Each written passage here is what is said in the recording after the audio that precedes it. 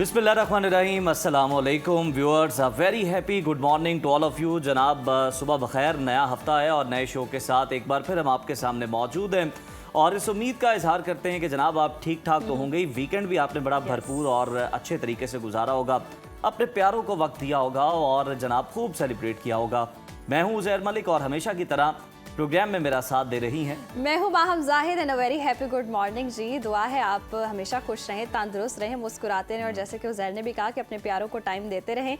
तो आपकी जी सुबह को मज़ीद खुशगवार बनाने के लिए हम एक बार फिर से हाजिर हो चुके हैं। अपने प्रोग्राम के ज़रिए मज़ीद आप की सुबह को खुशगवार बनाएंगे, मूड आपका अच्छा करेंगे। इस वक्त मुल्क में बहुत अच्छी खबरें भी आ रही हैं और बाज़ शोबों में हम देख रहे हैं कि मायूस कुन खबरें भी हैं। ख़ास तौर पर पंजाब में जी बढ़ती स्मोक की जो सूरत हाल है उससे शहरी जो हैं खासे परेशान दिखाई दे रहे हैं। मुख्तलिफ शहरों की बात करें तो इस वक्त कसूर सबसे आलूदा शहर है, जहां पर AQI 256 बताया जा रहा है। इसके बाद फैसलाबाद में 252 और तीसरे नंबर पर लाहौर है, जहां पर फ़ज़ाई आलूदगी का लेवल 240 तक पहुंच गया है। खानेवाल में फ़ज़ाई आलूदगी का लेवल 225 बताया जा रहा है। स्मोक पर काबू पाने के लिए हुकूमत की जानिब से हंगामी बुनियादों पर कोशिशें की जा रही हैं। होटल्स, बारबेक्यू पॉइंट्स और भट्टों और फसलों की जो बाक़ियात जलाने पर है वहाँ पर जी देखा जा रहा है कि पाबंदी लगाई गई है और शहरियों को भी गैर ज़रूरी तौर पर घरों से जो ना निकलने की हिदायत की गई है और अगर घर से निकलना ज़रूरी है तो मास्क ज़रूर पहने। स्मोक पर काबू पाना हम सबकी यकीनन जिम्मेदारी है। आज के शो में जनाब बहुत कुछ है। सबसे पहले मौसम की ताज़ा तरीन सूरत हाल से आपको आगाह करेंगे। इसके साथ पाकिस्तान और अफगानिस्तान के दरमियान दोहा मुआहदा तय पा गया है, जिसे बड़ी पेशरफ्त करार दिया जा रहा है। इस मुआहदे के कितने मुस्बत असरात होंगे और ये खित्ते के अमन के लिए कितना मौसर साबित होगा, इस पर खुसूसी तज्जिया पेश करेंगे। और इसके साथ साथ बहुत ही अच्छी खबर सामने आई है कि बसंत जो है वो लाहौरी मना सकते हैं। 2005 से इस पर पाबंदी है और अब ये खुशखबरी आ रही है कि लाहौर इंतज़ामिया इस सकाफती रंग को दोबारा ज़िंदा करने जा रही है। बसंत कब मनाई जाएगी, कहाँ कहाँ मनाई जाएगी, इस पर भी हम खुसूसी गुफ्तगू करेंगे। और इसके अलावा जी पंजाब में गाड़ियों के रजिस्ट्रेशन का नया सिस्टम मुतारिफ़ करवाया गया है। अब आपको गाड़ी पर नहीं बल्कि आपके नाम पर नंबर मिलेगा। तो इसका तरीका क्या है और किस तरह से नंबर हासिल हो सकता है, इस पर DPO एक्साइज हमारे साथ होंगे, उनसे भी पूरा प्रोसेस जानेंगे। प्रोग्राम में आम आदमी के हवाले से बात करेंगे। फलों और सब्जियों की कीमतें आसमान पर पहुंच गई हैं। टमाटर 700 रुपए फ़ी किलो फरोख्त हो रहा है। बेतहाशा महंगाई की वजूहात क्या हैं, इस पर मुकम्मल डिटेल्स आपके साथ शेयर करेंगे और इसके साथ साथ सितारों और टैरो कार्ड्स की भी बात करेंगे कि इस हफ्ते किस्मत के इशारे किसके हक में जा रहे हैं और किसको नए चैलेंजेस का सामना हो सकता है। मारूफ टैरो कार्ड रीडर हमारे साथ होंगे। और प्रोग्राम में सेहत की बात ना हो ऐसा मुमकिन नहीं है। और इमरजेंसी मेडिसिन क्या होती है, अस्पतालों में इमरजेंसी वार्ड क्यों बनाए जाते हैं और पाकिस्तान में इमरजेंसी सहूलियात आलमी मयार के मुताबिक हैं या नहीं, इस पर भी हमारे साथ मेहमान खुसूसी होंगे प्रोग्राम में। और इसके हवाले से सोशल मीडिया की बात होगी। इस वक्त में कौन सी खबरें जो हैं वो टॉप ट्रेंड पर चल रही हैं, किस मौजू पर सबसे ज़्यादा बहस हो रही है और क्यों हो रही है, इस पर भी आज हम खुसूसी गुफ्तगू करें। तो आपने 2 घंटे हमारा साथ देना है और अगर आपसे कोई सेगमेंट मिस हो जाए तो परेशान होने की ज़रूरत नहीं है कतन भी, क्योंकि सुनो पाकिस्तान के सोशल मीडिया पेजेस जनाब आपके लिए मौजूद हैं। फॉलो करें, पसंद का सेगमेंट देखें और पसंद आने की सूरत में शेयर करें और हमें अपने फीडबैक से ज़रूर आगाह करें, क्योंकि आपका फीडबैक ही हमारे लिए इंतहाई अहम होता है और हमें मजीद ये मालूम हो रहा होता है कि आप किस चीज़ को पसंद कर रहे हैं, आप क्या चीज़ देखना चाह रहे हैं और फिर हम उसको अपने सारी हिदायत प्रोग्राम पे दवाई हिला के पीनी है हमने। तो जनाब सबसे पहले माहम से जानते हैं कि मौसम की सूरत हाल क्या है। माहम बताइए, मौसम कैसा रहने वाला है जी और देखते हैं कि आज मौसम कैसा रहेगा।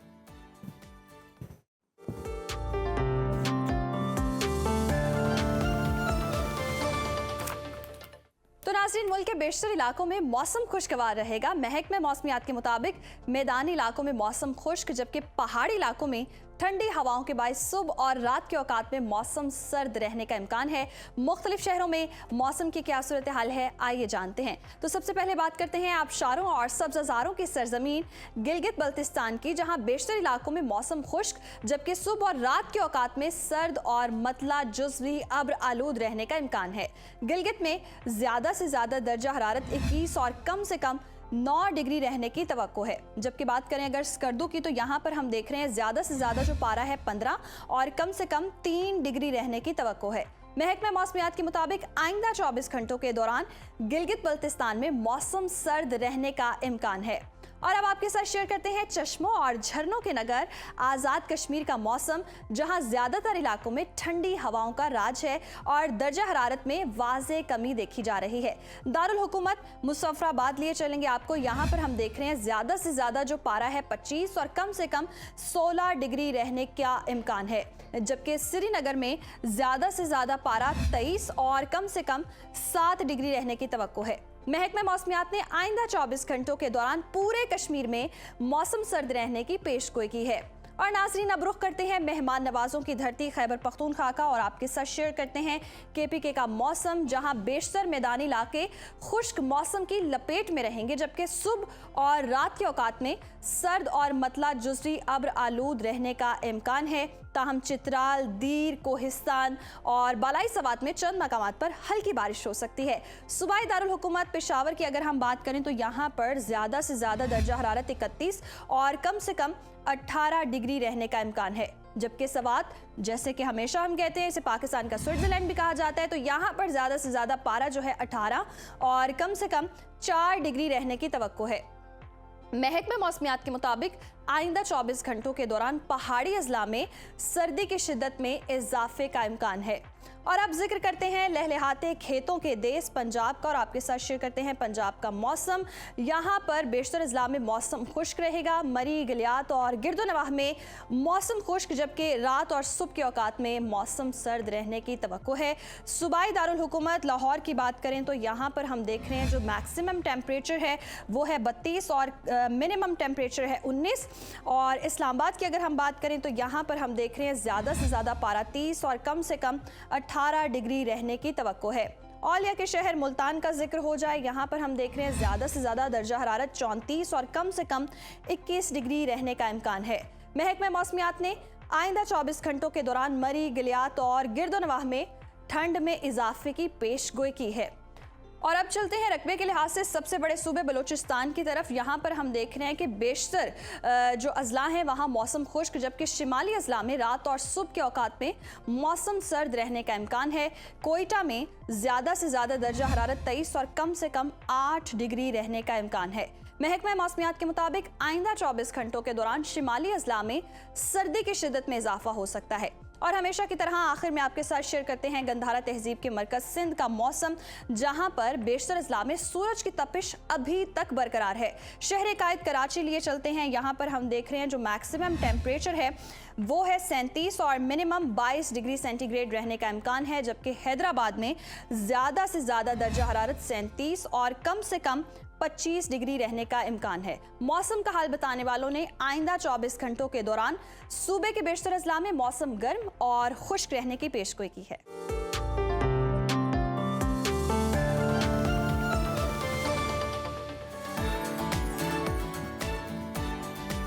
मौसम की ताज़ा तरीन सूरत हाल आपने जान ली। प्रोग्राम के सिलसिले को आगे बढ़ाते हैं, बात कर लेते हैं पाक अफगान कशीदगी के हवाले से। तो इस हवाले से बड़ी डेवलपमेंट हुई है।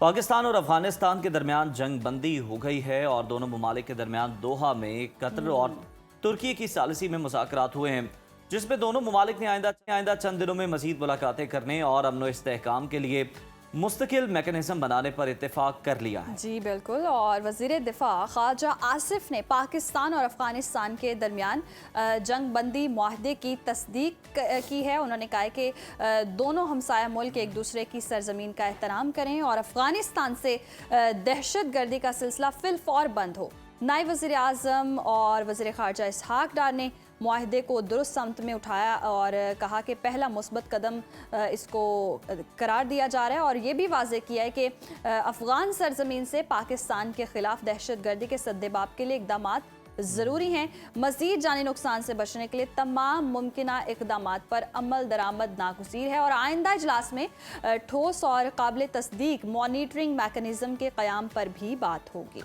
तज्ज़ियाकारों के मुताबिक मुज़ाकरात में पाकिस्तान का सबसे अहम मुतालबा मान लिया गया और अफगान सरजमीन से दहशतगर्दी बंद करने पर इत्तेफाक किया गया। पाकिस्तान ने पोजीशन ऑफ स्ट्रेंथ से मुज़ाकरात करके मुआहदा किया। अफवाज पाकिस्तान के ज़मीनी इक़दाम के बाद अफगान तालिबान पीछे हटे और मुआहदे पर मजबूर हुए। 25 अक्टूबर को तुर्की के शहर इस्तांबुल में पाकिस्तान और अफगानिस्तान के वफूद की दोबारा मुलाकात तय की गई है और मुआहदे से सबसे ज़्यादा भारत को हुई, जिसकी साजिशें नाकाम हो गई हैं। इसी मुआहदे को लेकर भारत में सफ़े मातम बिछी हुई है। जी बिल्कुल, और इसी तमाम तर सूरत हाल पर बात करने के लिए हमारे साथ मौजूद हैं दिफाई तज्जियाकार air commodore retired Khalid Chishti साहब। बहुत शुक्रिया सर आपके वक्त का। वेलकम टू सुनो पाकिस्तान।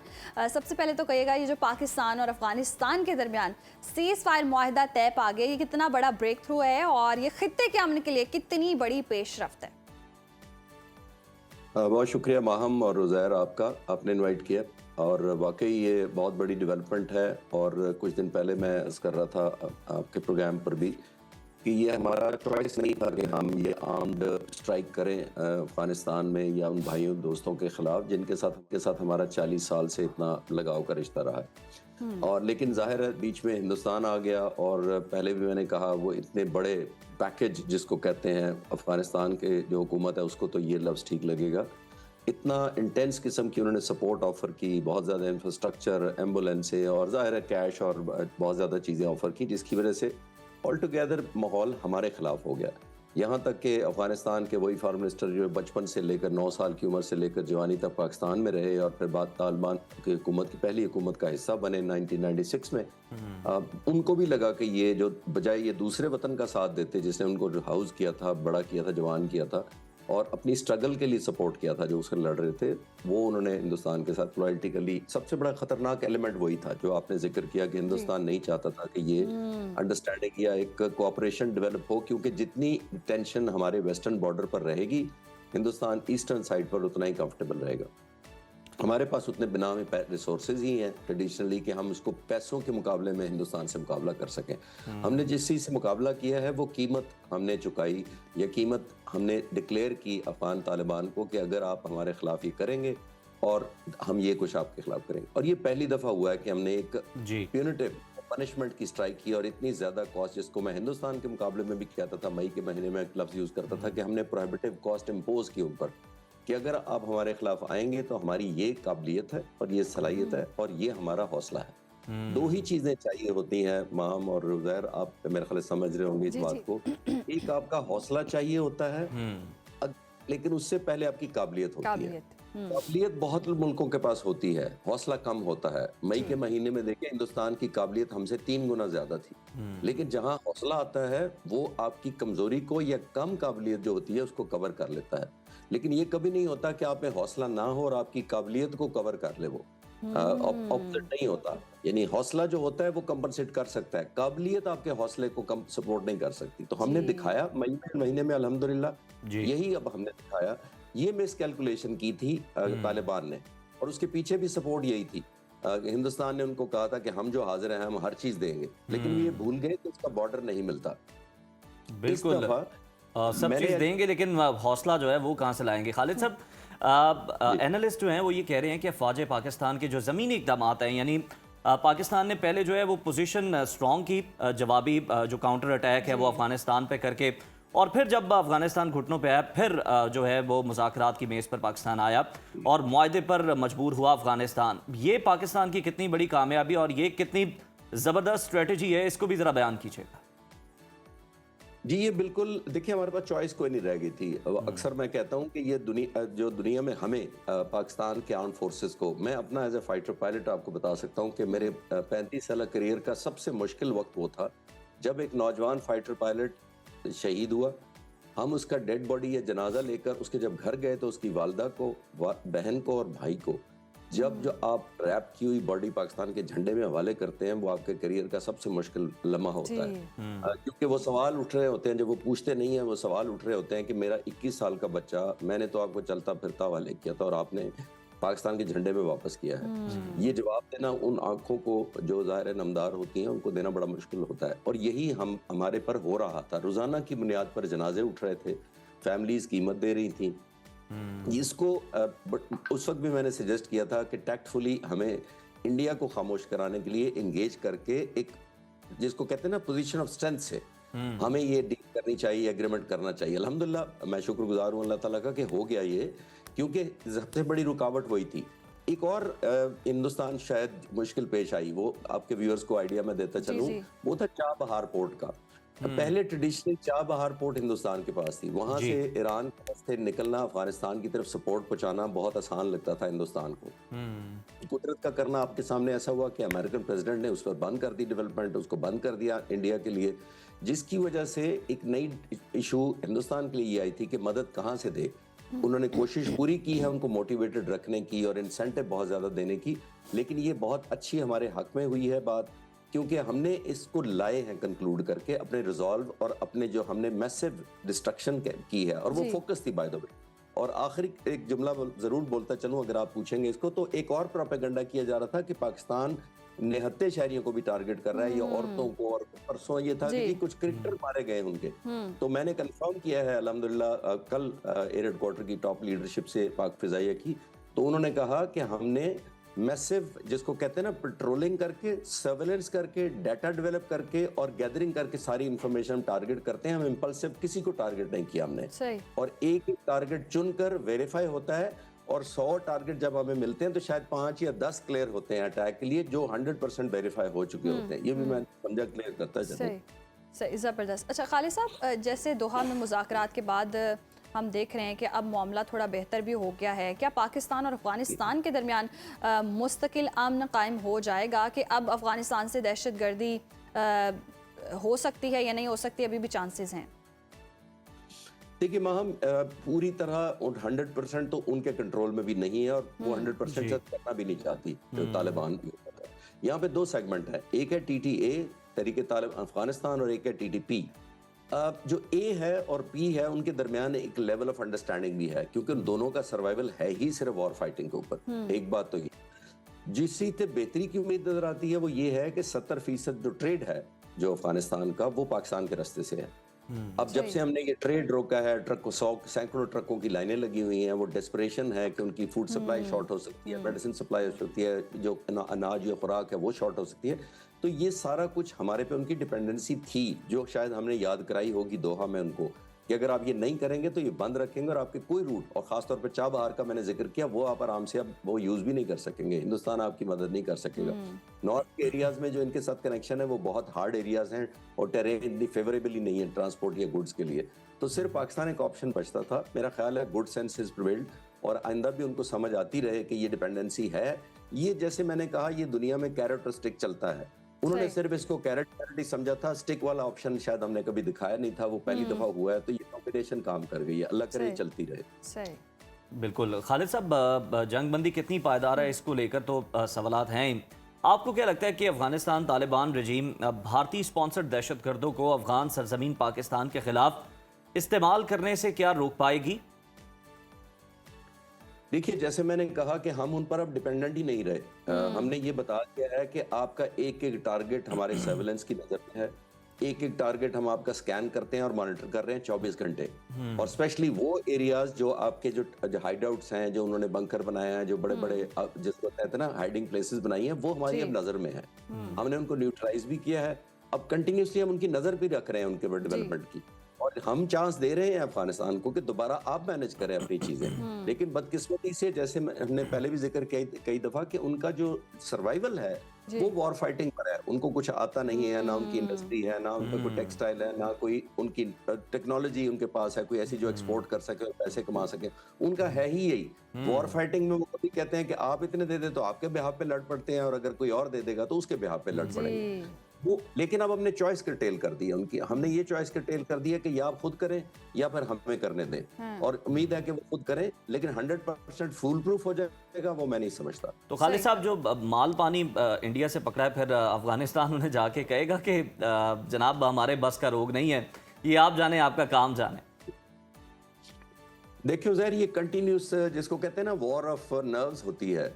कभी से इस दफा हमने उनको डिक्टेट करवा दिया, अब आई एम श्योर इंडिया चाहेगा कि कोई और इतना बड़ा इंसेंटिव कर दे उनके लिए खड़ा उनके सामने, जिसको वो इनकार ना कर सके। तो लेकिन हमने प्रोहिबिटिव कॉस्ट जितनी इम्पोज की है वो उनको नजर आ रही है। देखिए, एक और हमें ज़हन में रखना चाहिए कि अफगानिस्तान की हुकूमत जो है वो पहले ही अनपॉपुलर है, और ये जो ग्रुप है इस वक्त इनका, जो इनके लीडर हैं स्पिरिचुअल, और जिनके डिप्टी मिनिस्टर हैं, और जिनके फॉरेन डिफेंस मिनिस्टर भी हैं, मुल्ला उमर के बेटे, वो सारे कंधार बेस्ड हैं। तो कंधार से जाकर इन्होंने काबुल पर काबिज हुए हैं। अब काबुल में और बड़े शहरों में बहुत ज्यादा लोग इनकी फेवर में पहले ही नहीं थे। इनको ये भी मुश्किल पेश आ रही है कि ये ना हो कि हम अगर इनको पाकिस्तान ज्यादा हिट आउट करे तो हमारे खिलाफ ये कुछ ग्रुप खड़े होकर हमें ही टॉपल कर दें। तो आई थिंक उनकी एक ऑब्लिगेशन भी है कि हम एक ऐसा माहौल ना इतना अपने खिलाफ बनने दें कि पाकिस्तान को एक फैसिलिटेशन करने में किसी को मदद हो या पाकिस्तान की सहूलत के बगैर ही कोई और ग्रुप इकट्ठे होकर हमें टॉपल ना कर दे। तो आई थिंक उनका मैटर ऑफ सर्वाइवल भी है उनके लिए। मैटर ऑफ सर्वाइवल इनका तो है, लेकिन भारत पर फिर भी एतमाद नहीं किया जा सकता। भारत कुछ ना कुछ कर ही सकता है। खालिद साहब, इससे पहले भी हमने अफगान तालिबान अमेरिका के साथ दोहा मुआहदा कर चुका है, देखा है, मगर इस पर अमल दरामद के हवाले से खिलाफ वर्जियाँ भी सामने आ रही हैं। तो क्या आपको लगता है कि इस बार अफगान तालिबान पर भरोसा किया जा सकता है? और जैसे आपने भी कहा कि इनके लिए मैटर ऑफ सर्वाइवर है, तो उसके बाद अब अगर भारत बाज ना आए तो फिर क्या सिचुएशन हो सकती है? देखिए, उनको रियलाइज कराने की जरूरत है कि आपने उस मोड से निकलना है। देखिए, मैं 3-4 ऑक्यूपाई करने के बाद एक कमेंट करना चाहूंगा। देखिए, जब से ये बल्कि रिसेंट हिस्ट्री पे जाते हैं, पुरानी पे नहीं जाते। ट्रेडिशनली सिर्फ 150-200 साल पहले भी जाए ना तो यहाँ से लोग इन्वेड करके हिंदुस्तान आते थे। मुगलों के जमाने में भी आते थे, सिखों की जब हुकूमत थी तब भी आते थे। वो आकर इन्वेड करते थे, लूटते थे सोना पैसा जवाहरात और वापस ले जाते थे और कुछ अरसा निकालते थे, फिर आ जाते थे। तो ऑन द लाइटर नोट में एक सुनी बड़ों से, वो बड़ा लाइटर नोट पे आपको सुबह सुबह, क्योंकि मुश्किल बातें मैं कर रहा हूँ, वो कहते थे उस जमाने में एक जुमला मशहूर था पंजाब में, जब ये सिखों के खिलाफ भी स्ट्रगल होती थी, वो कहते थे खादा पीता माइये दा, खादा पीता लाइये दा, बाकी सारा शाही दा। यानी अहमद शाह अब्दाली को शाहिया कहते थे। यानी वो सब, अगर हमने जो खा लिया वो तो हमारा है, बाकी शाहिया लूट लेगा आके। यानी इस हद तक खौफ था उसका। तो मैं ये कहना चाह रहा हूँ कि उसके बाद सोवियत यूनियन ने कब्जा किया, उन्होंने अफगानिस्तान में बहुत एयर बेसिस बनाए क्योंकि उनकी एयरफोर्स बहुत बड़ी थी, हर जगह उन्होंने हेलीकॉप्टर वो बनाया। अमेरिकन आए, उन्होंने इंफ्रास्ट्रक्चर, रोड बिल्ड किया, नेटवर्क किया, पुलिस किया और टेक्नोलॉजी थोड़ी बहुत लाई, जितनी इलेक्ट्रिसिटी प्रोवाइड की। ब्रिटिश जब आए थे 200 साल पहले तो उन्होंने रोड नेटवर्क दिया था। तो ये हमेशा दूसरे ही जाकर इनका भला करते आए हैं, फिर ये उन्हीं के खिलाफ स्ट्रगल करते रहे हैं, फिर उन्हीं को निकाल देते हैं, फिर दूसरे आ जाते हैं। तो ये एक ऑनगोइंग रहा है अनफॉर्चुनेटली। बिल्कुल महकूम रहे हैं और दावा इस तरह से करते हैं कि कभी उन्होंने जनाब सर नहीं झुकाया किसी के आगे, लेकिन तारीख जो है वो सबके सामने, कुछ और आंख आपने भी पलटे हैं। खालिद साहब, सर अगर हम देखें तो भारत को बड़ी मायूसी हुई है इस मुआहदे को लेकर, और दिवाली के मौके पर ये जो मुआहदा पटाखों का काम कर रहा है इंडिया के अंदर, देखा जाए तो ये जो सालिस ममालिक हैं इस पर भी कमेंट कीजिएगा, और साथ ही साथ ये जो सालिस ममालिक हैं तुर्की और कतर, ये किस तरह से पाबंद कर सकते हैं अफगानिस्तान को इस मुआहदे की खिलाफ वर्जी ना करने और इसकी पासदारी करने? देखिए उज़ैर, यहाँ पे जो ग्रुप्स हैं तकरीबन 18-19 है, लेकिन 5-6 बहुत स्ट्रांग है। तालिबान के मुख्तलिफ सेक्शन, नाम कोई भी दे लें उनको ग्रुप कहते हैं, ये चाहे हकानी ग्रुप कहें, ये सब के सब मुख्तलिफ मुल्कों की तरफ एफिलिएशन रखते हैं। अब मैं इस पर नहीं कमेंट करना चाहता वो फंडिंग कितनी करते हैं, उसमें हमारे मिडल ईस्ट के दोस्त भी शामिल हैं, उनका इन्फ्लुएंस भी है इनके ऊपर और ये फॉलोअरशिप भी करते हैं। सऊदी अरब का बहुत इन्फ्लुएंस है, कतर का बहुत इन्फ्लुएंस है, तुर्की का हमारे पर बहुत मोहब्बत और शफकत और दोस्ती का एक असर है हमारे ऊपर, इसलिए वो तुर्की आया जिसको मैं बहुत ट्रिब्यूट करता हूँ, जाहिर है। तो ये दो मुल्क जो थे ये बहुत अच्छे स्टेक होल्डर थे। तुर्की एक किस्म का हमारा सिंपथाइजर ज्यादा है, कतर की एसोसिएशन या एफिलिएशन एक ग्रुप से बहुत स्ट्रांग है वहां पर। तो वो जब आए हैं मेज पर तो उनका बहुत ज्यादा माना भी जाता है। ये बहुत अच्छा हुआ है कि उन्होंने हमारे दोस्ती में, जाहिर है कोई भी कतर हमें भी डिस्टेबलाइज होता नहीं देख सकता था। जैसे मैंने कहा कि हमने एक पोजीशन ऑफ स्ट्रेंथ से अब क्लोज की थी फायरिंग, और जो सीज फायर हुआ था वो पोजीशन ऑफ स्ट्रेंथ से हुआ था, हमने बता दिया था। आम तौर पर एक चीज याद रखिएगा कि जब कोई ऑफेंस में बहुत स्ट्रांग जा रहा हो तो वो सीज फायर नहीं करता। यानी आप जब मार रहे होते हैं आपको पता होता है दुश्मन रीग्रुप कर लेगा, वो अपना असला दोबारा ले आएगा, छुपा देंगे अपनी लीडरशिप को, एक जगह से दूसरी जगह मूव कर जाएंगे। तो जो मुल्क एडवांटेजेस पोजीशन पे होता है वो सीज फायर नहीं करता। पाकिस्तान ने फिर भी बड़ा दिल दिखाकर सीज फायर किया कि लोग ये ना कहें, हुकूमत ना कहे, हमारे जो तुर्की और कतर के दोस्त हैं वो ये ना कहने कि जी आप बंदी नहीं कर रहे। कैपेबिलिटी वाइज हमें नहीं रुकना चाहिए था, टेक्निकल ग्राउंड्स के, मैं military strategy point of view से कह रहा हूँ, लेकिन फिर भी हमने अगेंस्ट मिलिट्री स्ट्रैटेजी काम किया कि नहीं, हमें बड़ा बनना चाहिए। अगर वो मुल्क हमारे साथ दोस्ती में भाई आना चाहते हैं तो टेबल पर बैठ जाएं। ये देखिए 2 दिन के बाद अगर ये कंटिन्यू होता तो ये हमारे लिए नेगेटिव था कि उन्होंने अपनी लीडरशिप को रीलोकेट कर लेना था, अपने एसेट्स को 2 दिनों में निकाल लेना था, रीलोकेट कर लेना था, लेकिन फिर भी हम सारे उन पर नजर रखे हुए थे थ्रू आउट। यकीनन फाइनली एक अच्छा मुआहिदा हुआ है। बहुत शुक्रिया खालिद चिश्ती साहब आपके वक्त का, और इस मुआहिदे से अब देखें अमन ही अमन होगा होपफुली, जो हम सूरत हाल देख रहे हैं। लेकिन अफ़गान तालिबान रजीम पर अभी भी कुछ ना कुछ शकूक शुबहात हैं, क्योंकि पीछे जो है वो भारत है और भारत से हम कुछ अच्छा एक्सपेक्ट कर नहीं सकते। और यस, अभी इस मुआहिदे से एक नाजरीन वो त्यौहार जो लाहौर की पहचान भी है और बाहर की आमद का जश्न भी है, वो है बसंत।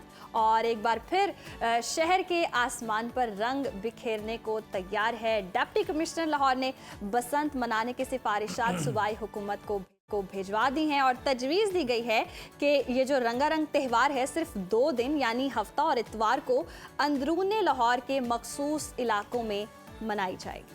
बसंत सिर्फ एक तफरीह ही नहीं बल्कि लाहौर की सकाफत भी है, मोहब्बत और जिंदा दिली की अलामत भी। मगर सवाल ये है कि क्या वाकई बसंत वापस आ रही है, वो भी महफूज, मुनज़्ज़म और जिम्मेदार अंदाज में, और आवाम की हिफाजत के लिए क्या अमली इक़दाम हो रहे हैं। इन्हीं अहम पहलुओं पर बात कर लेते हैं। स्टूडियोज़ में हमारे साथ मौजूद हैं मोहम्मद शकील शेख साहब जो कि ऑल पाकिस्तान काइट एसोसिएशन के, जबकि उस्ताद मसूद खान साहब जो कि प्रेसिडेंट हैं लाहौर काइट फेस्टिवल कमेटी के। तो आप दोनों को खुश आमदीद कहते हैं प्रोग्राम में।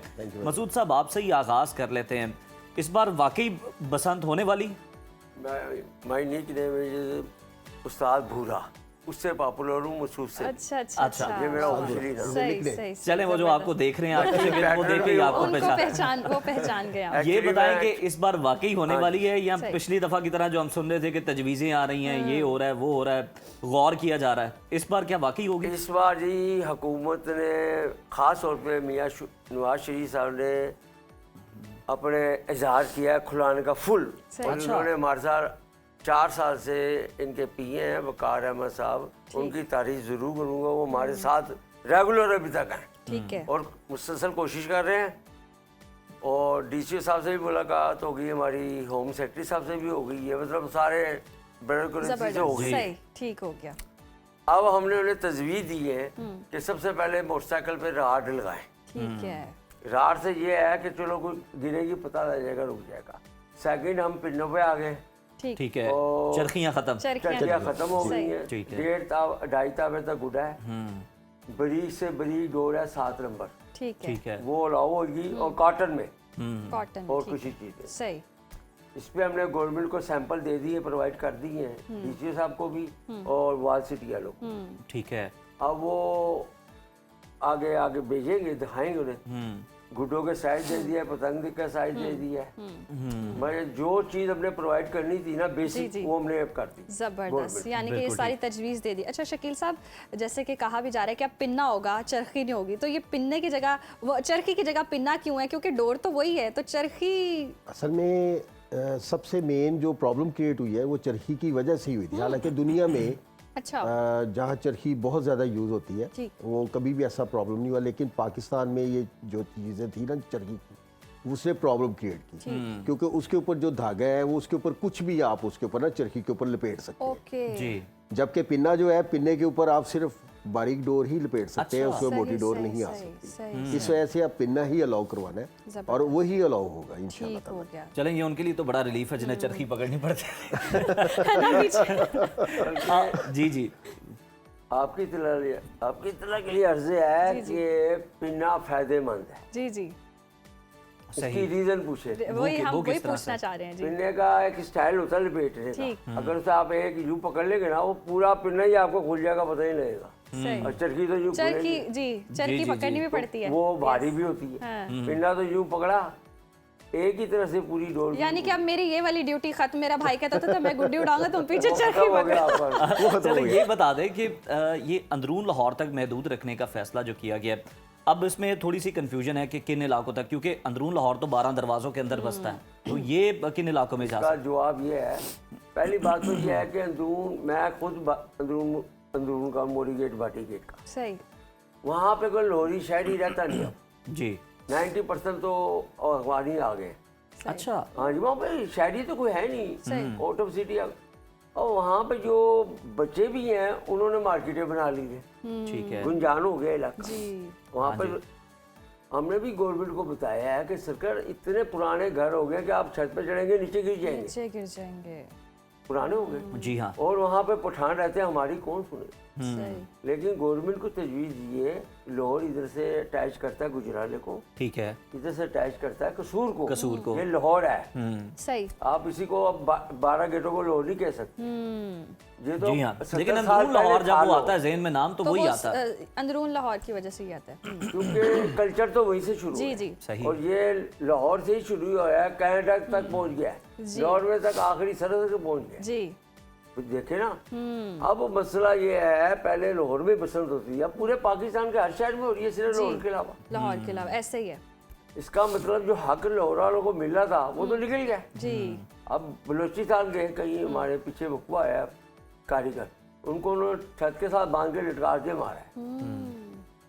करने मजदूरी गए हैं, जी। लेकिन वो अब हम तो यहाँ के बोल के रहने वाले वहाँ पे चले खैर, ये तो बहुत ज़बरदस्त बात है कि अगर इस तरह की तजवीज़ दी वो गई चीज़ आ जाए हमारे जी, वो पास। चीज़ आ जाए मकसद तो कहने का ये है जी। बात, अगर लाहौर में मिल जाए तो हमें क्या दूर से 10 बड़े ऐसे ही है ठोकरे का जी। नहीं। अच्छा शकील साहब, आपकी जानिब आऊँगी। जिस तरह से कहा भी जा रहा है कि तजावीज़ भी दे दी गई हैं, तो ये कितनी महफूज होगी? शहरियों की हिफाजत के लिए क्या क्या इंतजाम किएंगे? और डोर जो जिस तरह का जिक्र कर रहे हैं, डोर पे क्या क्या पाबंदी है और इस पर अमल दरामद फिर किस तरह से करवाया जाएगा? क्योंकि अब किसी गली किसी कोने में कुछ नहीं पता कि कोई गलत डोर भी इस्तेमाल कर रहा हो। जी जी बिल्कुल। उसमें जो गवर्नमेंट्स को हमने जो चीज़ें प्रोवाइड की हैं जी। और गवर्नमेंट ने जो हमें आगे से उसकी जो आंसर दिया है, उसमें डोर जो है वो 9 जो है ना 9 तारीख जिसे हम बोलते हैं, या 9 गोट आप गोट कह सकते हैं, वो डोर जो है वो इस्तेमाल होनी है।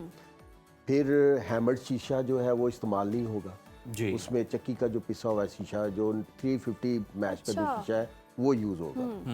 आम तौर पे पहले जो यूटिलाइज हो रहे थे वो कोई 100 मैच यूज़ कर रहे थे, 150 मैच यूज़ हो रहा था, इस वजह से वो अब ख़त्म हो गया। ठीक है। और अब जो आगे जो तफसील इन्होंने दी है वो ये दी है कि गवर्नमेंट टैग जो धागा जो आएगा वो टैग गवर्नमेंट का आएगा। सही। वो अब मैं उस्ताद जी या कोई और बंदा वो बना नहीं सकेगा जब तक वो कॉन्ट्रैक्ट नहीं होगा। अच्छा शेख साहब, नया तो नहीं बना सकेगा, लेकिन आपको पता है कि कुछ लोगों के पास पुराना स्टॉक भी पड़ा सर हुआ वो लगाएगा कौन? वो भी निकाल सकते हैं वो डोर। सर लगाएगा नहीं, लगाने की नहीं, मैं कह रहा हूँ कि कुछ के पास तैयार भी पड़ी सर हुई है वो चीजें, कौन कितने बरामद होती रहती कितने हैं। मेंबर्स होंगे? आप 2.5 करोड़ 2 करोड़ की आबादी वाला शहर है, तो कितने मेंबर्स होंगे? वो 100 होंगे, 200 होंगे मेंबर।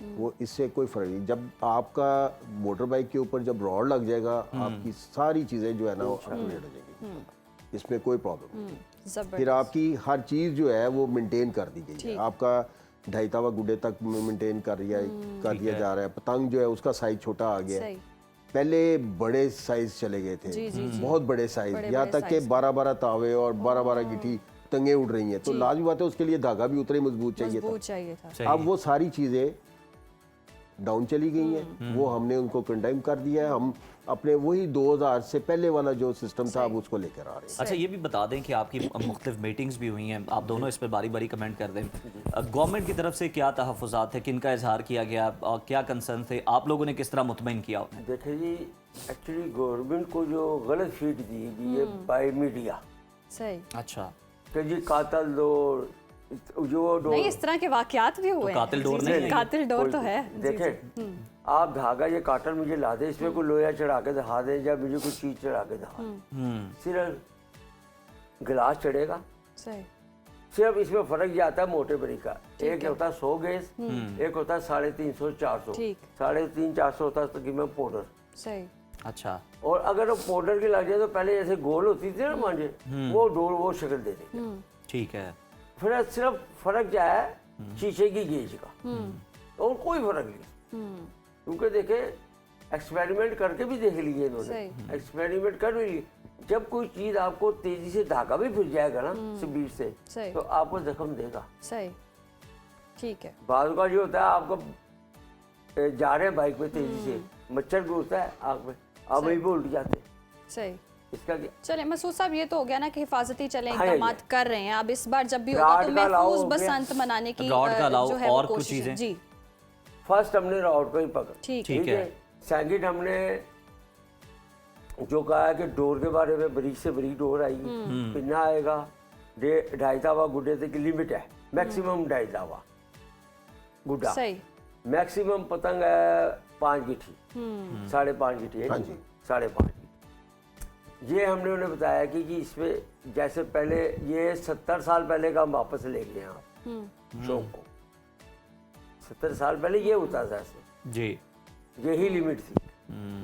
अब जो लेटेस्ट ये इनोवेशन आई थी ना, कोई आज से 15-20 साल पहले, तो इनोवेशन ये आई थी 14 तावे, 15 तावे, बड़े से बड़ा मुकाबले होने शुरू हो गए थे। लेकिन शान तो वो थी जी, लेकिन मकसद नुकसान जानी खुशी हो। का त्यौहार है, खुशी ही रहे तो बेहतर होता है, लेकिन महफूज जी, तरीके से। महफूज तरीके से अब गवर्नमेंट ने इसको महफूज कर दी। इसको मजीद महफूज करने सही। के लिए कुछ और बातें में पेंडिंग रखी हैं। इंशाअल्लाह ताला may be after 15 and 16 and जी हम खुद ही अनाउंस करेंगे टीम सही, ठीक है। सही, विद गवर्नमेंट। सही, जबरदस्त। और ये होगी फरवरी में।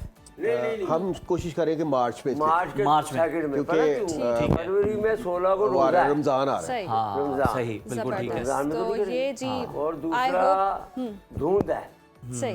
हाँ फॉग बहुत ज्यादा होती है। 20 फरवरी के तो बाद जनाब मार्च में ईद के बाद ईद एक और जनाब आपको मिल होगी सकती है और बसंत की मैं ये सूरत कहने में। लगी थी कि दिल ही बो काटा हो और गुड्डियां और ये जो पतंगे उड़ा रहे हैं यही हो, किसी का जानी नुकसान ना हो, लोग इस बसंत को एंजॉय करें, महफूज त्यौहार हो, क्योंकि हुकूमत अब कोशिश तो कर रही, आई होप कि इस पर अमल दरामद भी हो जी, कोई जानी नुकसान ना हो। हुकूमत की ही कोशिश है। बहुत शुक्रिया आप दोनों के वक्त का। तो फिलहाल जी प्रोग्राम में यहाँ वक्त हुआ ब्रेक का, ब्रेक के बाद हाजिर होते हैं, देखते रहिए सुनो पाकिस्तान।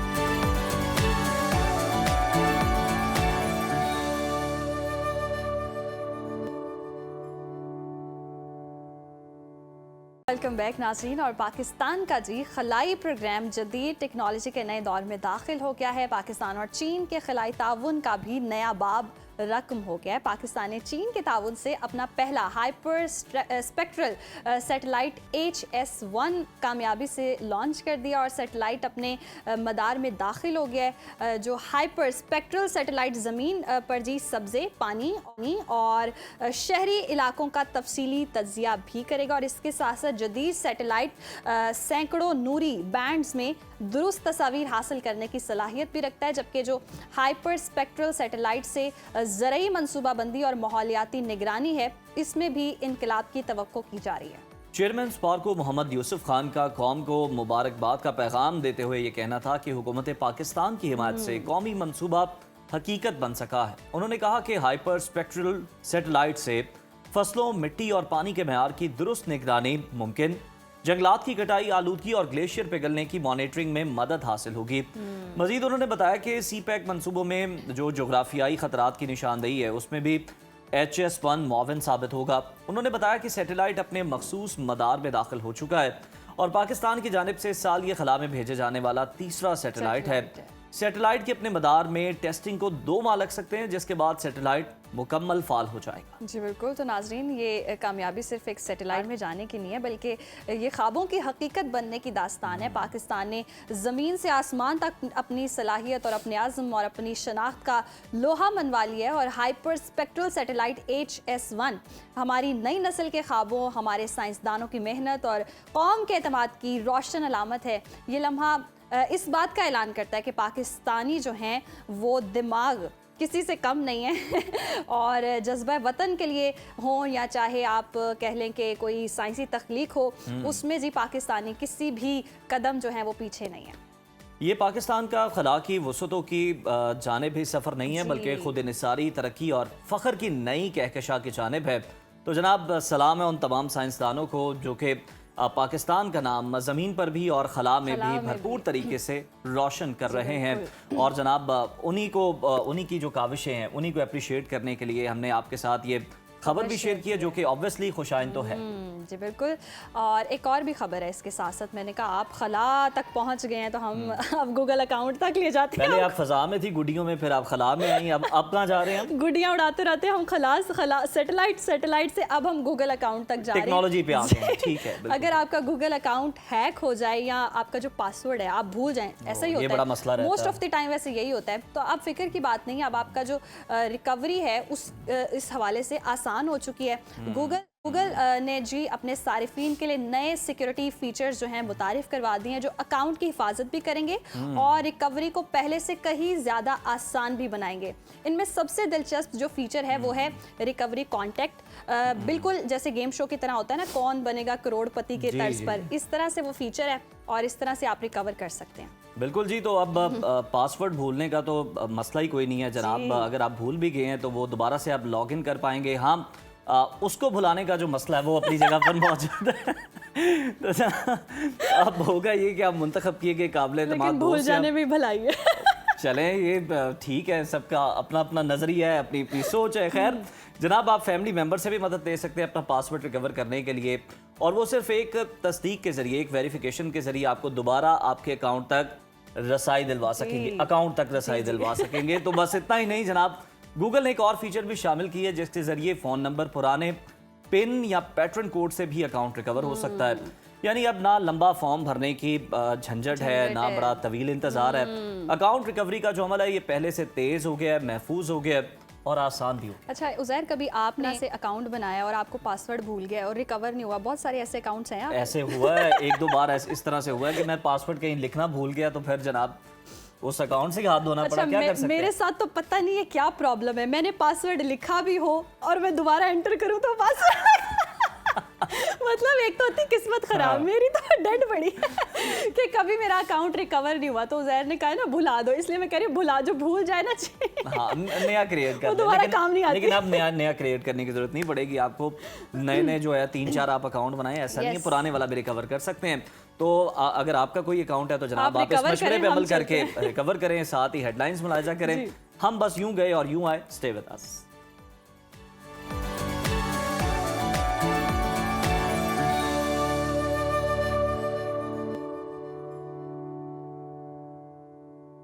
नाजरीन, पंजाब के गाड़ी मालिकान के लिए बड़ी खबर है कि गाड़ियों की रजिस्ट्रेशन के निज़ाम में एक नया और इनकलाबी कदम है। अब नंबर प्लेट के साथ नहीं बल्कि मालिक के नाम से जनाब गाड़ी मुंसलिक होगी। और महकमा एक्साइज एंड टैक्सेशन पंजाब ने सॉफ्टवेयर अपडेट के बाद नया रजिस्ट्रेशन सिस्टम फाल कर दिया है, जिससे गाड़ियों की खरीदो फरोख्त, ट्रांसफ़र और रजिस्ट्रेशन का पूरा अमल डिजिटल और शफाफ हो गया। जी बिल्कुल। और जो लोग बगैर ट्रांसफ़र जो है गाड़ी चला रहे हैं उनके लिए महकमा एक्साइज ने जुर्माने भी बढ़ा दिए, क्रैकडाउन भी शुरू कर दिया। और आज हम इसी पर बात करेंगे कि ये नया निज़ाम कैसे काम करता है, फ़ीस कितनी है और शहरियों के लिए इस तब्दीली से कितनी आसानियाँ हो सकती हैं या मज़ीद चैलेंजेस का सामना हो सकता है। तो आज हमारे साथ स्टूडियोज़ में मौजूद है महकमा excise and taxation Punjab, Sajeel Khan साहब, बहुत शुक्रिया आपके वक्त का। वेलकम टू सुनो पाकिस्तान। और जिस तरह से हम ये देख रहे हैं कि नया रजिस्ट्रेशन सिस्टम आ गया है, किन बुनियादी चीज़ों को देखा जा रहा है और कहाँ कहाँ तब्दीली की गई है, और ये नया सिस्टम अब कैसे जो है आवाम को सहूलत दे सकता है? जी 1 सितंबर 2025 से excise and taxation department Punjab ने जो रजिस्ट्रेशन और ट्रांसफ़र का निज़ाम है उसमें जो बड़ी तब्दीली की है। अब जो गाड़ी का रजिस्ट्रेशन नंबर है वो गाड़ी को नहीं बल्कि गाड़ी के मालिक को अलॉट किया जाएगा, उसके आईडी कार्ड के अगेंस्ट। और उसी तरह से जो ट्रांसफ़र का अमल है उसमें भी जब बेचने वाला जो गाड़ी का सेलर है वो गाड़ी बेचेगा तो वो अपनी नंबर प्लेट रिटेन कर लेगा और परचेज़र को एक नया नंबर अलॉट कर दिया जाएगा। सही। तो इसी तरह से जो नंबर प्लेट है वो पर्सनलाइज हो जाएगी, यानी कि बंदे की हमेशा के लिए मलकियत रहेगी।